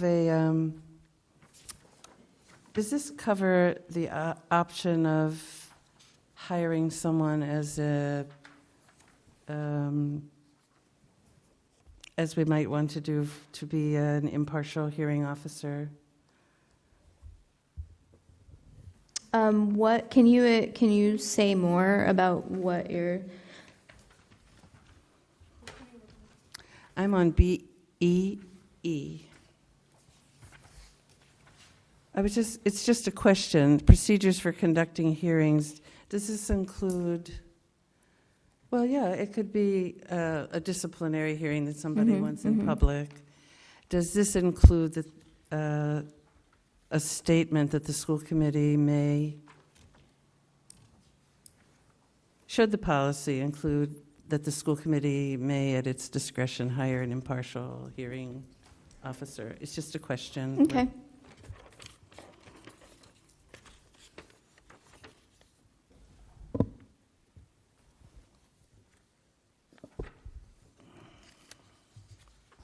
Are you speaking of a personnel hearing? Well, it doesn't distinguish. It's just a policy that's called hearings. So I just had a question about it. Special procedures for conducting hearings. But it starts by saying conducting public hearings, so it is referring to public hearings, as opposed to a personnel hearing that somebody might have grounds to request before the committee, which would fall under executive session or other contractual provisions. So it is specific to public hearings. I don't want to spend more time on it, but an individual could request a public hearing on a disciplinary matter. I think that your question is noted, and the policy subcommittee can take that up. Or, yeah. Yep. Are there any other comments on this particular BEE? Okay. Any other comments? Any other policies? Would you explain the changes on policy revision and review? Why your reason for making deletions? That's BGC. BGC. You're deleting the date of review, drafting, and action will be recorded on each policy. You're deleting employees will be advised that policy subcommittee meeting notices are posted and where they're posted. And all of that about notifying people of meetings is eliminated, and it just says the date of the policy adoption. And in addition, we don't only adopt, we rescind and we revise and we reaffirm. So it should probably say the date of the final policy action is recorded. Member Karen? So the line removed about the policy subcommittee meetings was because that's true for all of our subcommittee meetings. So it's listed in how we post for other subcommittee meetings. We have to post all of our notices. That's true for every meeting the school committee has, so it didn't need to be repeated here. Can't hurt to repeat it here. It just was we're trying to make things less wordy. The date of review, drafting, action on regular policy was becoming very overwhelming to our staff, and it wasn't up to date. These notes, and that became clear when Don was still on this policy, because he had a much better representation of he had gone back and checked through all the minutes, and these numbers weren't right. But what we did see, and you'll see the note, there will be a spreadsheet kept noting our reviews. So this says, so it'll still tell us the last time we reviewed. It's just not going to say it on each individual policy. There will be one centralized location that will list all of that for us. Otherwise, these numbers might be updated on this one, but they weren't correct on all of them. And going through and fixing every single one was becoming taxing. But there will be someplace, some record Yes, for there will be a each record. policy, Yes. someplace. Mhm. Any other comments on B, G, C? Okay, moving on. Any additional comments? Sure, Susan? BHC, School Committee Staff Communications, is this policy being recommended without any change? It comes up from time to time, whether we're allowed to visit schools without asking permission, or are we allowed to have informal conversations like This language was exactly the same as MASC, so there was no revision needed to be made, according to their policy, and we didn't feel like there was either. this is our current policy, and in addition, it's the recommended? Yeah, that, if you look down at the bottom, it says source, that's why it says both names. It is also filed in personnel, personnel section. Someday when we have nothing else to do, this would be a good policy to talk about, because at least in my limited communication with staff, people say, I wish there was more communication with the school committee. And I feel like we're not allowed to talk to the staff. I mean, the line of what's informal communication, formal communication seems fuzzy. So sometime that would be interesting to review. Do you have any other anybody else have a question on that policy?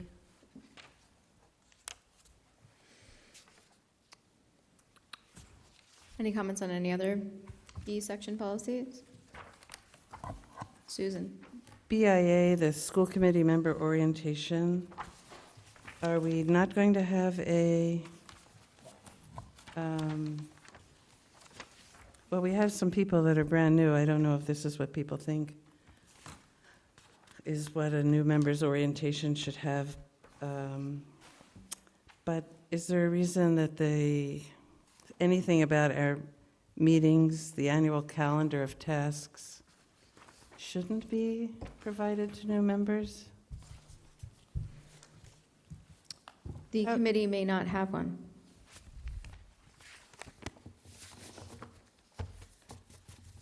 If we put it in there, we're required to have it, but most new members are starting in January. We haven't made an annual calendar yet, so.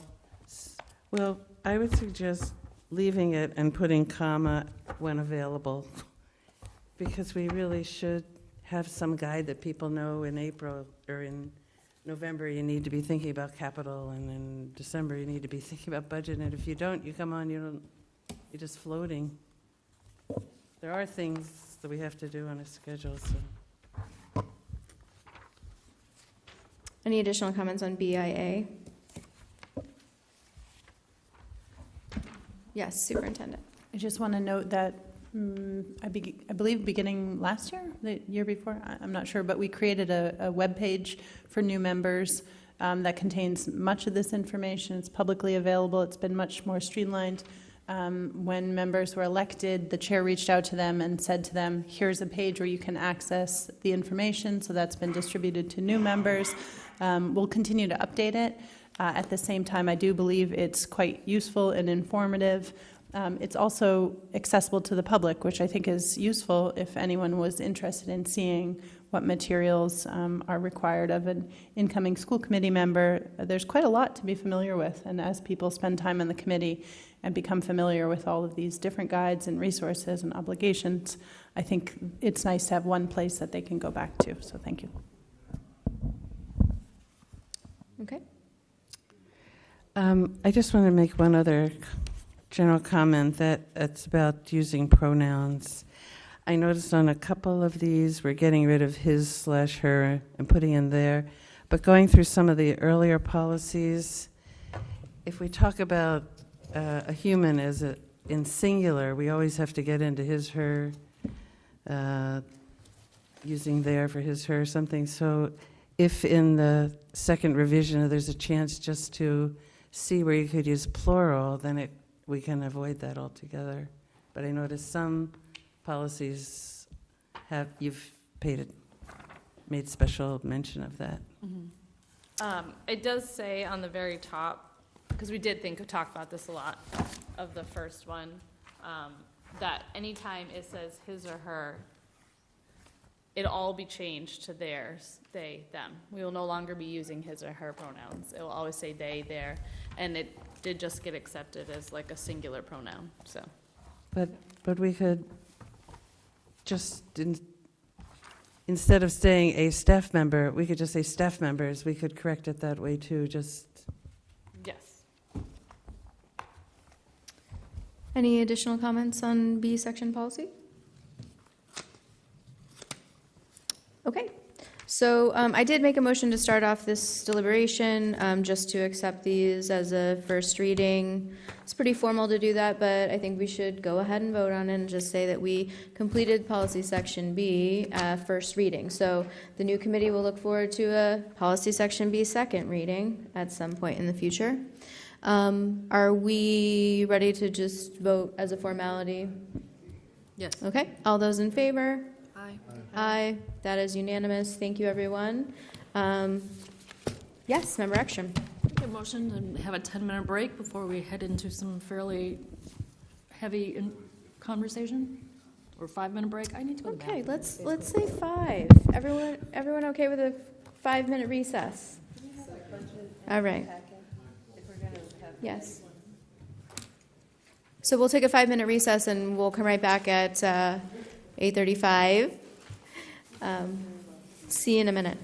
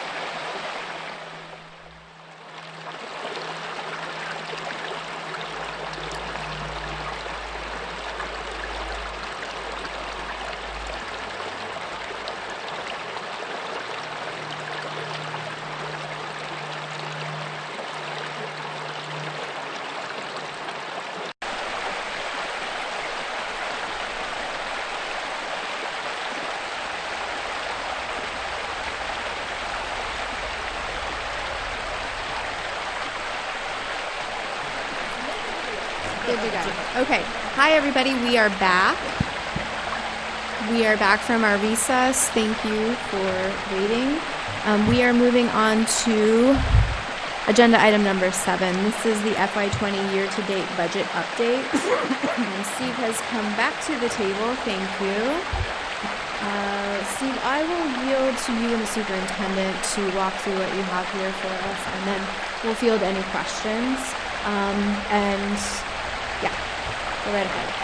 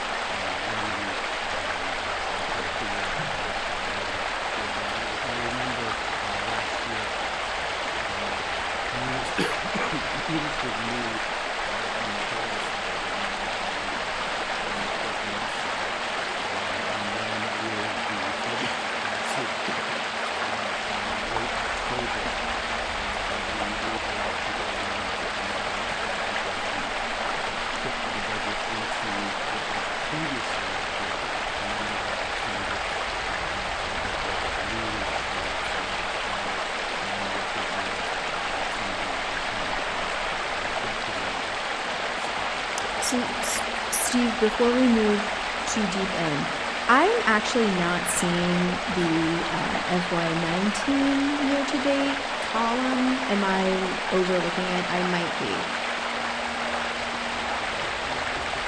That would be, you were referring to last year's numbers. Is that in my packet? Not in the package, that was just the reference number. Okay. To compare it to what was going on this year.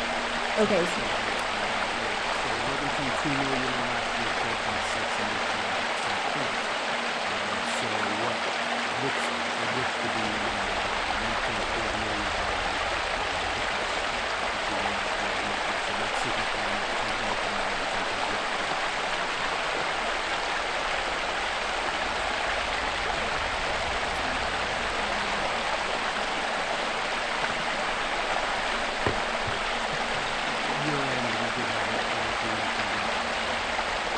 Okay, so I did just wanted to jump in and clarify that to make sure that I was reading the document correctly. So is there more that you want to report out to us? I interrupted you. No.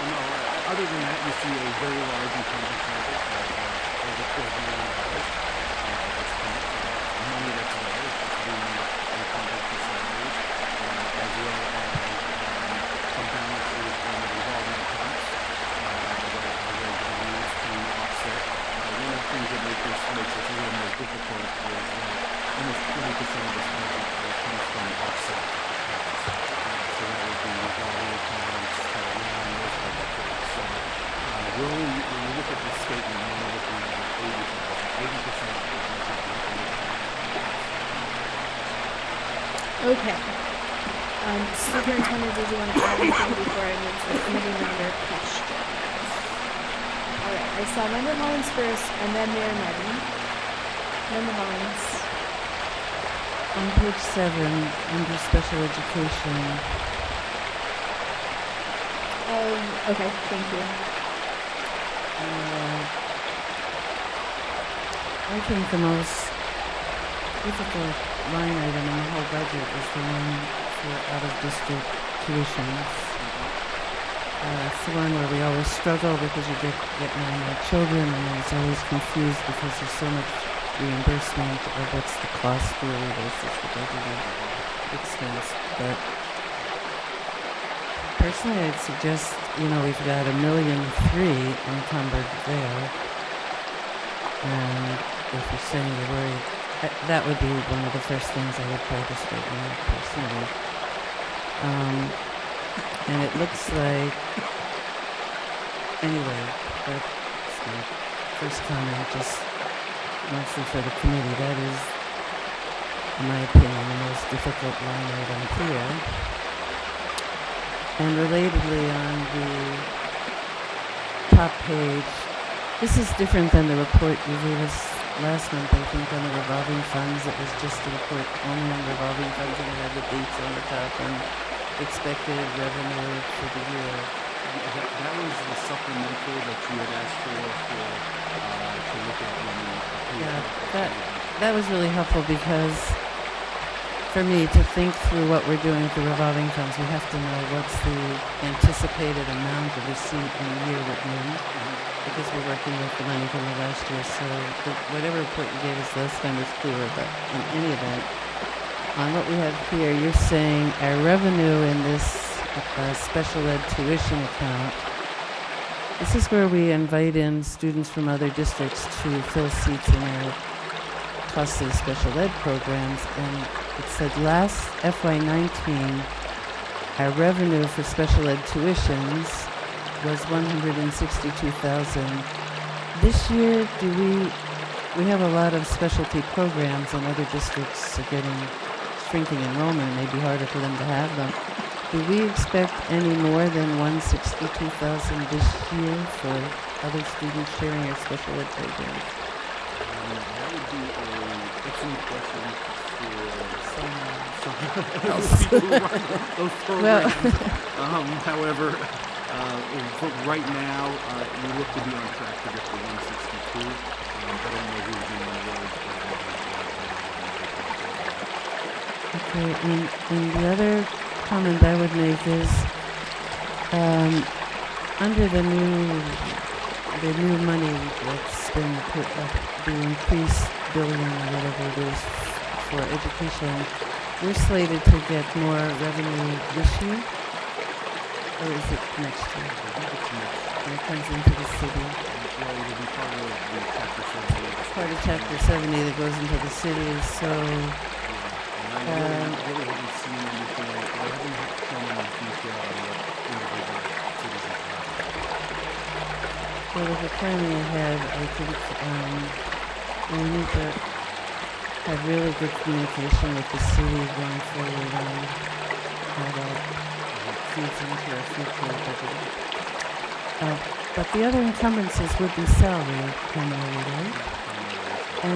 And transportation. But we're taking a lot of transportation costs and moving them out because we've purchased our own vans. So all those contracts, they were encumbered for the year. So child ABC for $45,000 is now. Yeah, there's a few children for special ed, the big encumbrance is for just So we're meeting. Are you saying that we'll have an update at our next meeting in December? No, we're not meeting with City Hall until next Tuesday, next Monday. But none of the checking of encumbrances and personnel or special ed tuitions or anything for our next meeting in December? Not for this Monday.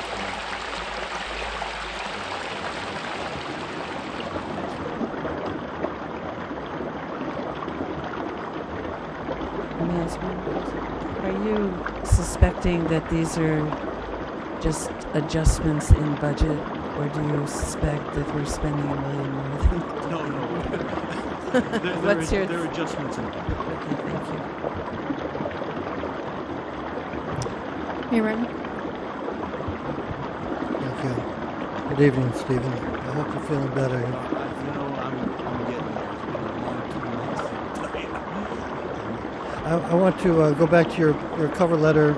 You state, at this point, last year approximately 11.2 million remained to be encumbered. You estimate that at least 2 payrolls have not been released from the encumbrance. So that would indicate there's more than those 2 payrolls have not been released, therefore they're still shown in the encumbrance. They're shown, but they would be shown taken directly from the remaining balances.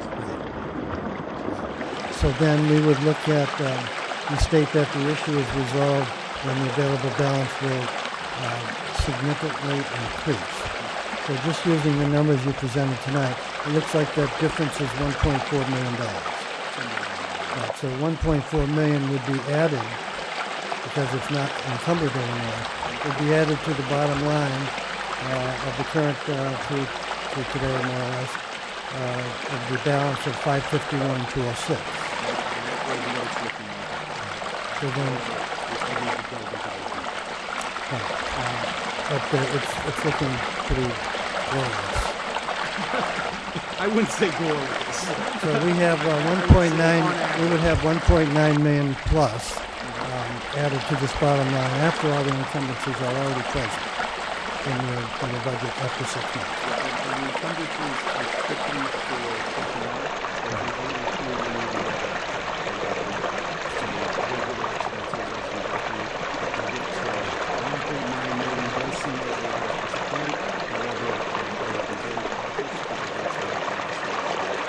For the last 3 years at this point, we had deficit, so I think we're in great shape. We could verify. That's not accurate. I have the floor. I'm Chair? clarifying your point. Okay, so do you have the evidence that the last 3 years at this point in time is different than what I just said? My understanding is that for the last 3 years, we did not have a deficit at this point. We can check it. That's fine. I'll defer to the actual numbers from that's fine. So I want to also point out that the budget we've got in this budget presentation is $19,327,773. That's the one appropriated by the City Council. Our school committee added $400,000 to that a couple of months and a half, 2 months ago, so that in fact that $1.9 million balance now becomes $2.3 million plus, because we have $400,000 we haven't added to the budget yet. No, that would live outside, that has already been earmarked, but it lives outside of the budget in the revolving account. As I said before, this is in an 80% of the budget, and then 20% is the revolving account. But the school committee approved budget is 19.7, so you're showing 19.3.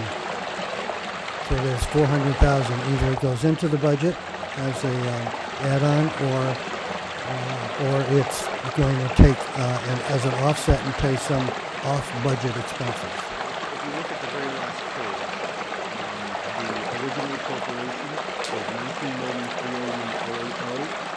There has been a transfer and an adjustment of $26,000 for a revised budget of $19,327,773. So what happened with that $400,000? We put together a $19.7 million budget, which we approved in October. However, this is the generally appropriated budget of $19.3 million. That $400,000 has already been earmarked for expenses that we knew were going to come out consistent with the $19.7 million. So would you consider it's off budget? No, this is exactly what the appropriated budget is by the city. And then the other, like I said, the other 20% of the budget, that's already So the 400,000 that the school committee approved was added to, I think the motion was specific, added to the city approved budget, would bring us to 19,700,000. No, I can't, that was approved to expend for the overall budget, the all-fund budget. I cannot change the $19,380,000. So the actual operating budget for the school committee is 23 million. Yeah, Okay. The additional revenue, I think Member Collins was addressing the additional revenue coming in. We have documentation on knowing that we have additional revenue this year for the school department. That would be in the form of the quarterly payments, circuit breaker. There's no increase in circuit breaker yet unless the supplemental budget is approved by the House and Senate. I don't think that's happened yet. No, it hasn't. The additional revenue added to the balances looks like it's going to be about 1.7 million. So that would be the major revolving fund balances for 4 accounts. That's information that was sent out to all the city councilors, and I believe you and certainly the superintendent. So that additional money that you've got money going both ways. You've got money coming in the next 6 months and 2 quarters, including the 2 quarters in the 6 months, and you have the money earmarked from the current balances. Is there a difference between the money going out from today and the money coming in the next 6 months? Is there any differential? The only, I'm unfamiliar with this $1.2 million additional coming in. If you could elaborate on that, because that would be wonderful if that's the truth. The superintendent also has a response to some clarification related to this. Just, Mayor, on your previous point, I think it would be helpful to go back to earlier this evening. We approved minutes from the September 9th, 2019 meeting, and Member Hollins asked about the phrasing regarding the 400,000. And the revised budgets the revised minutes as we pass them tonight say the FY20 budget reflects the council's reduced budget of $19.3 million and will include using $400,000 additional in revolving funds. And then the school committee needs to vote the approval of the reduced budget. So just to your point earlier, that's, again, this all funds budget approach. The 400,000 additional came from revolving to match that number, but the bottom line number never changed, whereas we essentially dipped further into revolving funds with that additional 400,000 to meet that target number. So that was in our discussion tonight. I just want to make sure that that's clear. That wasn't an add-on in addition to. Right. And did you also have a clarification about the circuit breaker money? I just heard you say that that's not guaranteed. Did I hear you wrong? I don't. I just wanted to clarify that before we move into the discussion of Chapter 70 money for next year, which we don't yet know the certain amount for. But the circuit breaker money, that number fluctuates year to year based on actual services. Obviously, we don't know exactly what it's going to look like yet. But also we budget that. So the general description that I've heard is that this account is held as a reserve. We do carry forward 1 year of it, but that's best practice. It doesn't mean that we have an extra year. It just means it gives us more time to plan for that expenditure as opposed to having a bonus surplus year. It just gives us time to anticipate and budget for it. It's not couch cushion money, if you will. And those expenses, we already know, are going to well exceed the extraordinary expenses, which you get a small portion of reimbursement for through the circuit breaker program, which is why legislators have routinely called for the amount of circuit breaker reimbursement to be increased. So it's a bit misleading to use the circuit breaker fund as if it's a special education fund there for a rainy day. It's not at all. It's our bread and butter, and we use it to ensure that quality programs are in place because they're legally required of us, and in fact, they well exceed the circuit breaker funds that we have available. So may I respond? Yes, you still have the floor. I will start from what you most recently said. So the circuit breaker monies that we received is actually $225,000 each quarter. So we have 2 more payments coming of that if the second quarter payment for FY20 hasn't been received yet. So that's $450,000. We do know that that is guaranteed money for the balance of the year. It's in the state-approved budget already. The $400,000 that we voted as a school committee to add to the 19.3 is part of the all funds budget of 23 or 24 million. I've forgotten what it is at this point. So we have those funds already earmarked and may or may not have been expended. The point, one of the points I'm trying to make is that we have revenue coming in the next 6 months, and we have somewhere around $2.1 or $2.4 million expected in this budget that's currently running. The circuit breaker funds, back to circuit breaker, you are compelled by law to spend everything you received from the year before. With this budget, you have not utilized all those funds. There is approximately $180,000 that was not used from circuit breaker, which has to be spent by the end. So it's not transferred, it's not planned, it's not in the budget. That's one of the reasons I'm requesting the $180,000 to fully fund the paras. I'd rather put the money in the classroom to drive student interest than have it in the bank, But Mayor, just because it derive hasn't, interest from our money. we're not going to derive interest from it. If it was unspent, it would be swept by the Department of Revenue and would go to the city, and you know that as well as anyone else. But I've already had conversations with the school business manager about making sure that each contract is encumbered to the appropriate line. So just because something hasn't yet been attributed to the correct account doesn't mean the expenses aren't already there. We're seeing a very low balance in the general fund. That may well be because an eligible special education expense is being tagged to the wrong account, which is artificially depressing the general fund, but making it look like circuit breaker funds are available.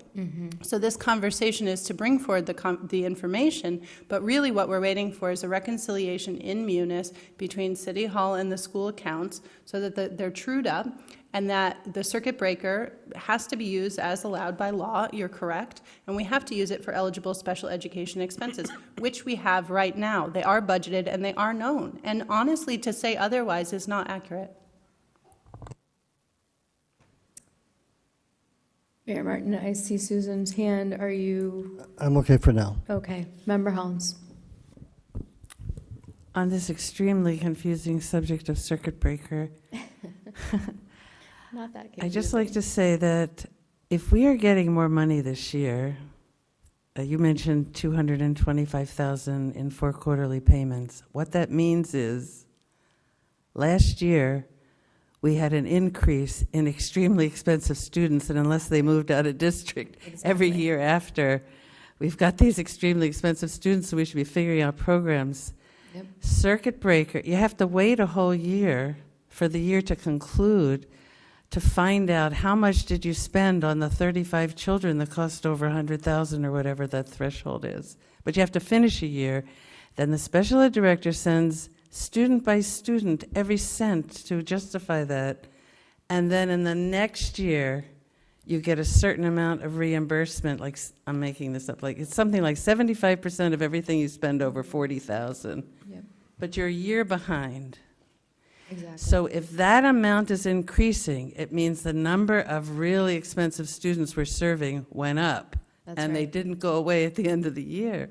So that's not like a new grant program or something. We're being reimbursed for extraordinary costs that we had the year before. And since that number goes up and down and up and down, and it's so volatile, it's the number I referred to, and I said, this is the most important, we should have a whole meeting on that one line item. That's where districts sink because they have $400,000 they didn't anticipate and they have no savings for it. That's why you take that year that's coming in this year, those 4 $225,000 payments, and you bank them this year, and that's the money we use in our budget next year, and then whatever we submitted this year, that money will come in next year for those. But the point I want to make is if the amount we're getting each quarter goes up, means that last year we had more of these really expensive students, and they're probably here this year. and that's why the budget goes up. That's right. Once you catch on to how that fits into our budget and why we bank 800,000, the money comes in this year, we hold it, spend it next year. The districts that don't do that are the districts that go bankrupt, and that's why you don't want to divert from that practice. Thank you. Thanks, Susan. I think that's really helpful. That has been on my mind, and it's not even using the term bank is a little bit problematic because it gives people the wrong idea about what it actually is, and we are budgeting for future expenses based on the enrollments that we had the past year, and you're exactly right. I think you explained it very well. Are there any questions from other members, any comments? Mayor Martin, I saw your hand. I do have a comment at some point, but I want to get to everybody Okay, first. so just to provide some examples of balances of accounts. We've heard me speak in the past about continuing balance, opening balance. So we'll just take, we'll take the special student tuition account. So in June 30th, that's our fiscal year close. In 2016, we had $485,876. In June 30th, 2017, we had $530,987. In June 30th, 2018, we had $595,905. The available balance in June 30th, 2019 was $662,302. The available balance on October 31st of 2019, just a couple months ago, was $662,081. My point is that money's all been in the bank. It hasn't been in the classroom. So we've carried those high balances in that account year after year after year after year. The same situation occurs with, say, school choice. In 2016, we had $1.3 million. In 2017, we had $1.178 million. In 2018, we had $1.12 million. And June 30th of 2019, we had $741,859. And October of 31st of this year, we had $770,207. So that's slightly down from the million, but we know we have $565,000 from the revenue from FY20. My point again is that money has been in the bank and not in the classroom. The preschool tuition, the Munis Fund 1509, in 2016 the balance was $289,892. The balance in 2017 was $330,000. I think you should make your point. We don't have those numbers in front of us, and all of those They were sent things to you. actually. Where? They were sent to you as part of the. You get a copy from Oh, the is it under here? Are you city moving on clerk's- to the next agenda city item? clerk's Is office that what as part you're of the referring packet for to? the city councilors. So- and I sent it to all the members through you. So we're not on that agenda item yet. Likewise, all of those numbers actually can be true, while simultaneously the idea of us banking that money or holding on to that money is not true. These are revolving funds. This is money coming in and out that we are budgeting for. And you are even mentioned how our choice funding or our choice number had decreased. And that's because we continue to budget for it in our annual budget. If you want to wrap up your thought on this, I see Member Hollins waiting patiently. Sure. So my final point, I'll repeat again, is that there are monies available that can be used to fund the Unit C contract. And I know we're going to talk about that next, but with the revelation that the encumbrances that were listed on our budget are off by $1.4 million possibly, we should seriously consider about satisfying the needs of the Unit C members. Member Hollins, oh, I'm sorry, actually, Member Hollins, Member Ekstrom had her hand up a moment ago. Member Ekstrom first, and then Member Hollins. Point of order. Yes. This is not the topic that we are on currently. Thanks. Member Hollins. Just a couple of points. Whoever's the mayor will always have different reports on finances than we have. There's a different municipal office looking at money a different way. That's why I think as a city school district, we must have a finance committee, because this isn't a good use of our time to sit with reports we can't look at. Point of order. Yes, We're not on topic. thank you. Why aren't we, we're I talking think we about the should budget get- update? We're talking Yes, about we're the budget not talking update, about a not whether or not subcommittee. we have a budget or finance subcommittee, which we mentioned before will be that the work of the school committee will be organized in January with the new committee anyway, so I'm not sure why we would discuss it at all. Well, I want to respond to what the mayor had a long time to talk about. And that is, we're getting a new report on budget, but what will help, we had 4 or 5 meetings on the format we wanted for revolving funds, and we all agreed, if we could just get the revolving funds, which we got last time, the way we wanted, when we talk about this in our budget update, it won't be so confusing. Excuse me, the format you had requested was a one-time thing. This format has been exactly the same, but I understand where you're coming from and wanting the going forward, what's going to be spent. So that would be, something that. Well, my point is, the mayor has all of these documents, which I haven't seen. I like budget detail. I don't know what he's talking about, because I don't have it. And the school committee has a vote on, and including the mayor, on how we want to look at revolving funds in our budget updates. I'm just asking, when we do that, all of this, we don't get all these different reports. We have something to reference. Is there anyone other than Mayor Martin that would like to speak before we move back to Mayor Martin? This is consistent with our practice.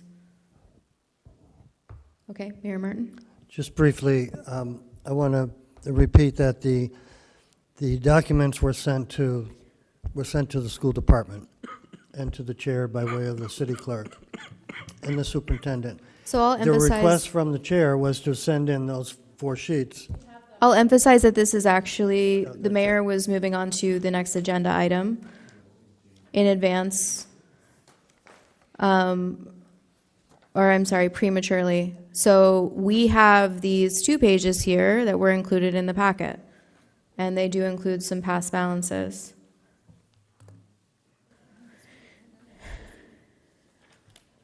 It doesn't,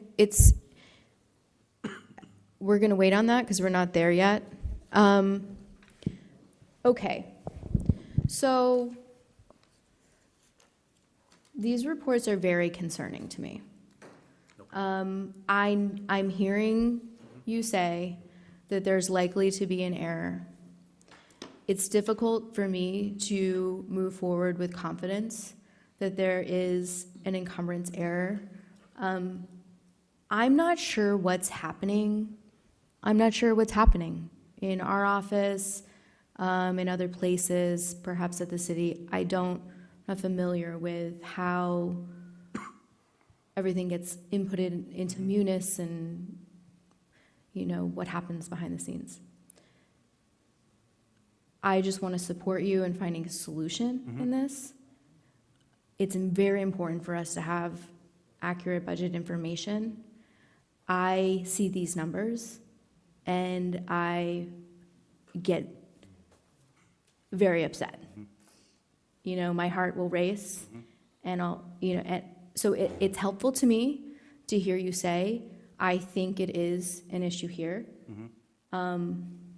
However, I don't feel as confident as the mayor in thinking that we have $1.4 million just kind of assigned to the wrong line, right? Or the wrong account. So in thinking, it's difficult for me to say, okay, maybe actually it's 1.9 that we have as a current balance. I cannot sit here and feel confident in that number. I don't want to sound like unnecessarily alarming.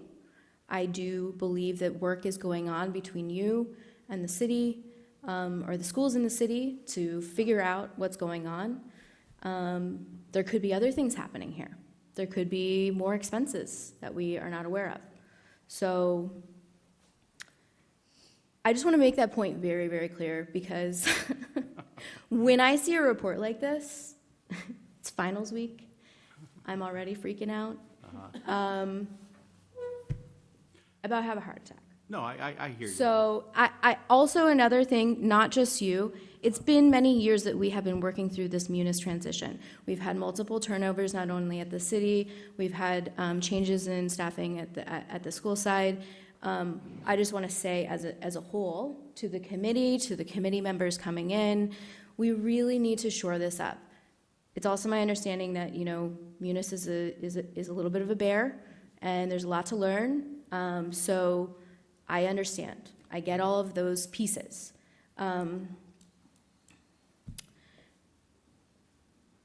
I think that I've made my point. At some point, I will probably offer the new committee members some ideas about budget reporting, as Member Hollins wants to get into, but I won't go there right now.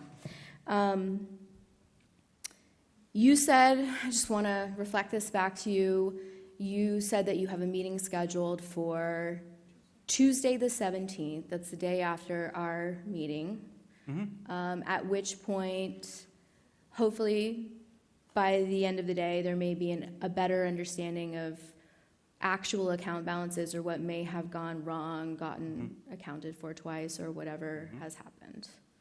Okay. Do you feel pretty confident that after Tuesday, after sitting down with the city and having a focused effort, that you all will have a thorough understanding? Munis, let me backtrack here. I understand your concern, and you know, it's rightfully so. However, there are a lot of issues within the munis system, especially going forward with the personnel piece of it. For years and years and years, you were running two systems independently of one another, which frankly is a recipe for disaster. Luckily, no disasters happened, but that is a recipe for disaster. Now it's a consolidated system. However, the consolidated system is not perfect at this point, and the reason is because it was implemented mid-year. I was not around for any of this, so I want to be clear about that. I was not here for any of this. Last year's budget, I was not here for any of it. Last year's budget contained a multitude of issues regarding. There were pieces of that budget that were revolving accounts that had no label to it. We're gonna use $50,000 in revolving account, and from where? Nobody knew where. So I spent last year trying to put together this budget, trying to solve this budget, and then trying to balance it budget, which it did balance last year. So, you know, I could have gone into the munis system and fixed this up to make it look pretty, but that's not good practice. So you're seeing this warts and all, and I agree with you that it's concerning. But I come to you with that concern and a solution. So, you know, to be admonished publicly like this really is thwarting, and frankly, it hurts. It hurts that I'm trying to do a good job. I have been significantly ill for the past 2 months with cough, bronchitis, walking pneumonia, and I'm sorry. I just was not able to get to this. And I understand that. And the superintendent is shaking her head that, yes, this is concerning. You know, what does that say to me as an employee going forward? You know, it really, really is concerning. I agree. We are going to fix it. We are going to move forward. You will be happy with the result. I am 100% positive of that going forward. However, this is, and I'm going to stop there. Steve, thank you for your response, and I'm sorry if it sounded as if I was attacking you. I am expressing my concern, and I appreciate you clarifying the timeline and other considerations. So thank you for that. You're welcome. Could I make a clarifying comment? Yes, and then I saw Member Hollins and Mayor Martin here. One of my specific concerns is that we don't jump to conclusions based on this report and fund a contract based on a mental arithmetic done tonight in estimation of a correction that has not yet occurred. So I have full confidence that Steve, working with the city finance office, with my help, with the support of others, is going to make any adjustments to true up the balances based on an encumbrance issue that the city has been aware of and working on, and Steve's been aware of and working on. So I do want to caution us against making leaps to what this means for a change in practice as it relates to the next agenda item. That's what I was addressing.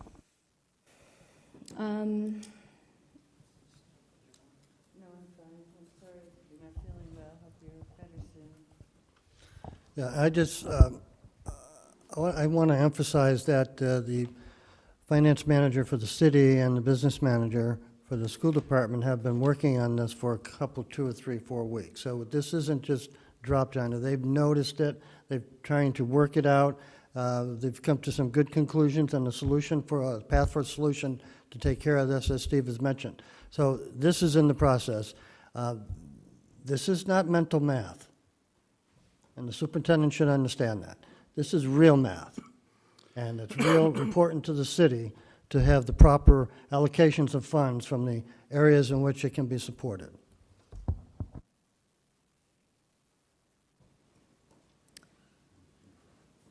Okay. So we've already dabbled in the next agenda item, I think. Yes, the next agenda item is the mayoral financial order for the Unit C contract. It is the recommendation of our attorney that we first start an executive session in relation to this contract. I do believe that there is some public discussion that may need to be had related to this. As you know, these items, some of the figures that the mayor was throwing out earlier, that's all public information. I see Member Ekstrom. I actually would like to make a motion to strike this from our agenda. We, as a school committee, we asked the mayor to, actually directed the mayor to request full funding from the city council consistent with best practice. The mayor going back and doing his calculations and presenting this to us is in direct opposition to what we as the elected officials directed him to do. I second. Okay, did you want to speak to your motion further? No, I think that's pretty clear. Do you want to speak to your second? Yeah, I know, I guess not. I just to say the same, it's so obviously directly against what we moved on as a committee, so I wasn't even sure how we would discuss this item, given that we had, passed a motion in the past that went really against what Mayor Martin is proposing. Did you just say that you wanted to speak? No. Okay. Susan and then Bill? Yes, I don't know which part of this might be executive session, but I do want to comment on the second, I'll call it the second paragraph. The mayor further recommends the school committee vote to use the school department revolving accounts to fully fund the balance contract as follows. And then there are 3 funds here with amounts. And when we discussed this at our meeting, we had a long discussion, and we talked about, I think we specifically voted this account and this much money. And I have issue with, and what I have a question, and then I want to say my issue. Were there meetings somewhere that weren't school committee meetings, or where this was decided, this other, what you're recommending here, came up? Or was this just your thought about it personally? I mean, was there... Is that a question through the chair to me? I'm just, there are other meetings that go on. I'm just wondering, how did this come up that someone is recommending, you're recommending $20,000 of preschool tuition? So I do have a question, if there were more meetings, but I want to say I'm completely against this. We should not be tinkering with all these funds and we're here to support the children of the school system. And we have to look at these funds, not the city council, and decide which ones we have to use for what. And the city council shouldn't be voting to use preschool tuition. We have a whole issue with preschool and how we fund it. And we had a whole discussion on which revolving funds we could afford to take money from and still keep our own budget stable. And this sets a precedent of starting to make decisions, accept the other bodies making decisions about our revolving funds. It's a terrible precedent. And this whole issue of funding contracts through our revolving funds, that sets a precedent. And it should be clear that what we're doing is not funding a contract, anything out of here. We're taking some money out of our revolving stabilization accounts to put in our budget to displace something else in order to have money for the contract. But this whole situation is so unusual to start tinkering more, particularly getting involved in preschool tuition, which can only be used for preschool tuition. This is very upsetting. I don't know where it came from, and it's not a good recommendation for the city council to start directing the school committee what to do with its funds, and I don't even think it's legal, but it's a bad idea, and it's concerning to me. But the mayor trying to figure it out is not concerning to me, because I think it's challenging for any mayor to try to figure this out. But this is concerning to me. Mayor, you had your hand up? Sure. Well, to answer Member Hollins' question, all available funds were looked at to fully fund the Unit C contract. I would ask the chair to have the stenographer, Susan, read the motion that was approved by the school committee. Sure, Susan Ekstrom just read it. It's in the November 13th meeting. Susan Ekstrom has it up, I think, in her Okay, phone. hand it up, Susan.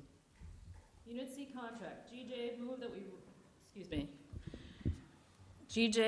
we ratify the Unit C contract as negotiated and direct the mayor to request full funding from the city council consistent with best practice. I think it was amended for past practice. Consistent with past practice. We heard best practice, so just I'm wanted to sorry. clarify that. Okay, so to address that motion, the financial order presented to the city council was to fully fund the Unit C contract. How so, Mayor?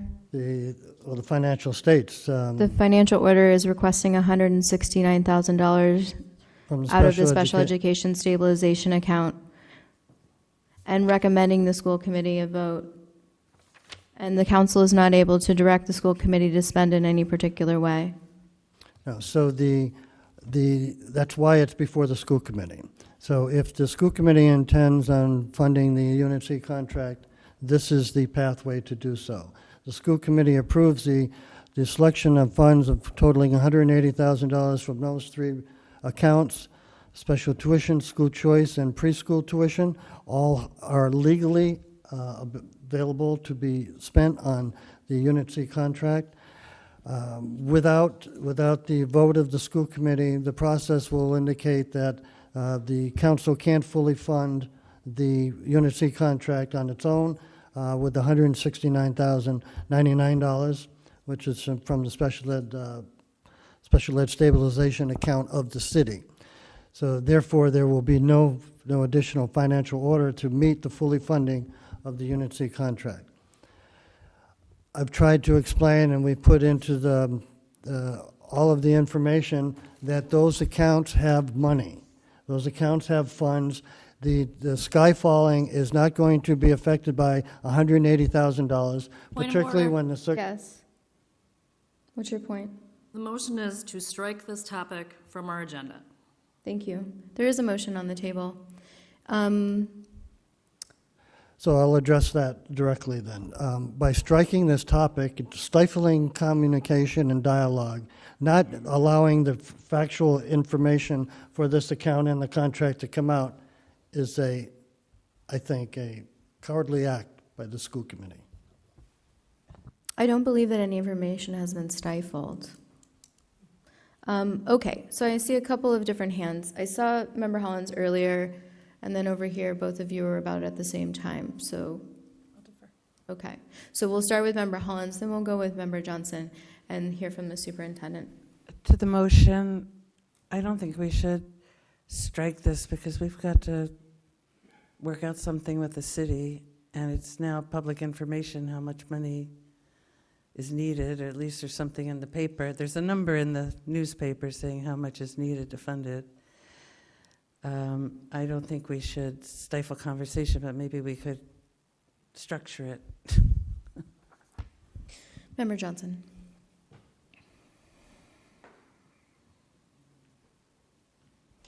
I move to call the question. Okay, so we first vote on calling the question. There's no debate on calling the question. All those in favor of calling the question? And opposed? And abstention? Motion carries to call the question. The motion, could you read the motion to us, please? To strike this topic from our agenda. Okay. All those in favor? Anyone opposed? Any abstentions?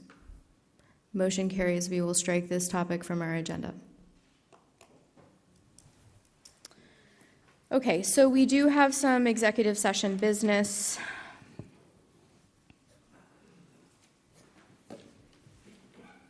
Several items. So we'll entertain a motion to, for the record, I do believe it's likely that we will come back into public session with a vote. I'll entertain a motion to enter into executive session for reasons number 3, 7, and 10, to discuss strategy with respect to collective bargaining or litigation if an open meeting may have a detrimental effect on the bargaining or litigating body, and position of the public body, and the chair so declares, and to comply with or act under the authority of any general or special law or federal grant and aid requirements, and to discuss trade secrets or confidential, competitively sensitive, or other proprietary information.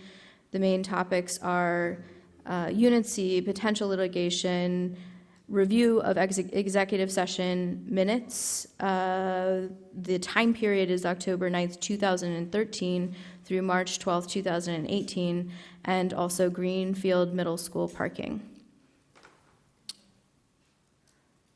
Could somebody move that? Moved by Member Hollins. Is there a second? Second. Second? Yes. This doesn't qualify for executive session. Violation of open meeting law. What? Unit C contract discussions are ratified and voted, and the contract is in existence, and it doesn't have any negotiation or litigation potential. Those are actually, so I just want to say those are actually two separate items. I listed them all at once. And you may be right that we may not need to discuss Unit C, given we just struck it from our agenda. So I appreciate the clarification.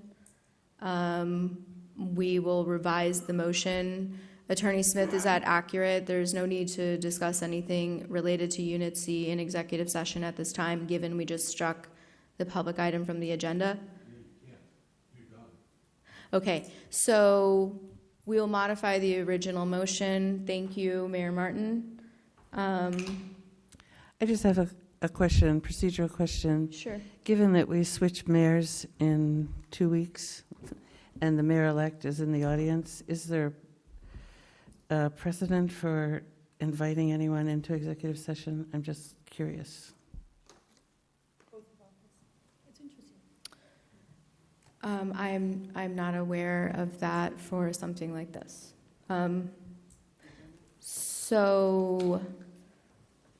Okay, so there's a motion that was moved. Susan Farber, was that moved by Member Hollins? Is that correct? Yes. And then, is there a second?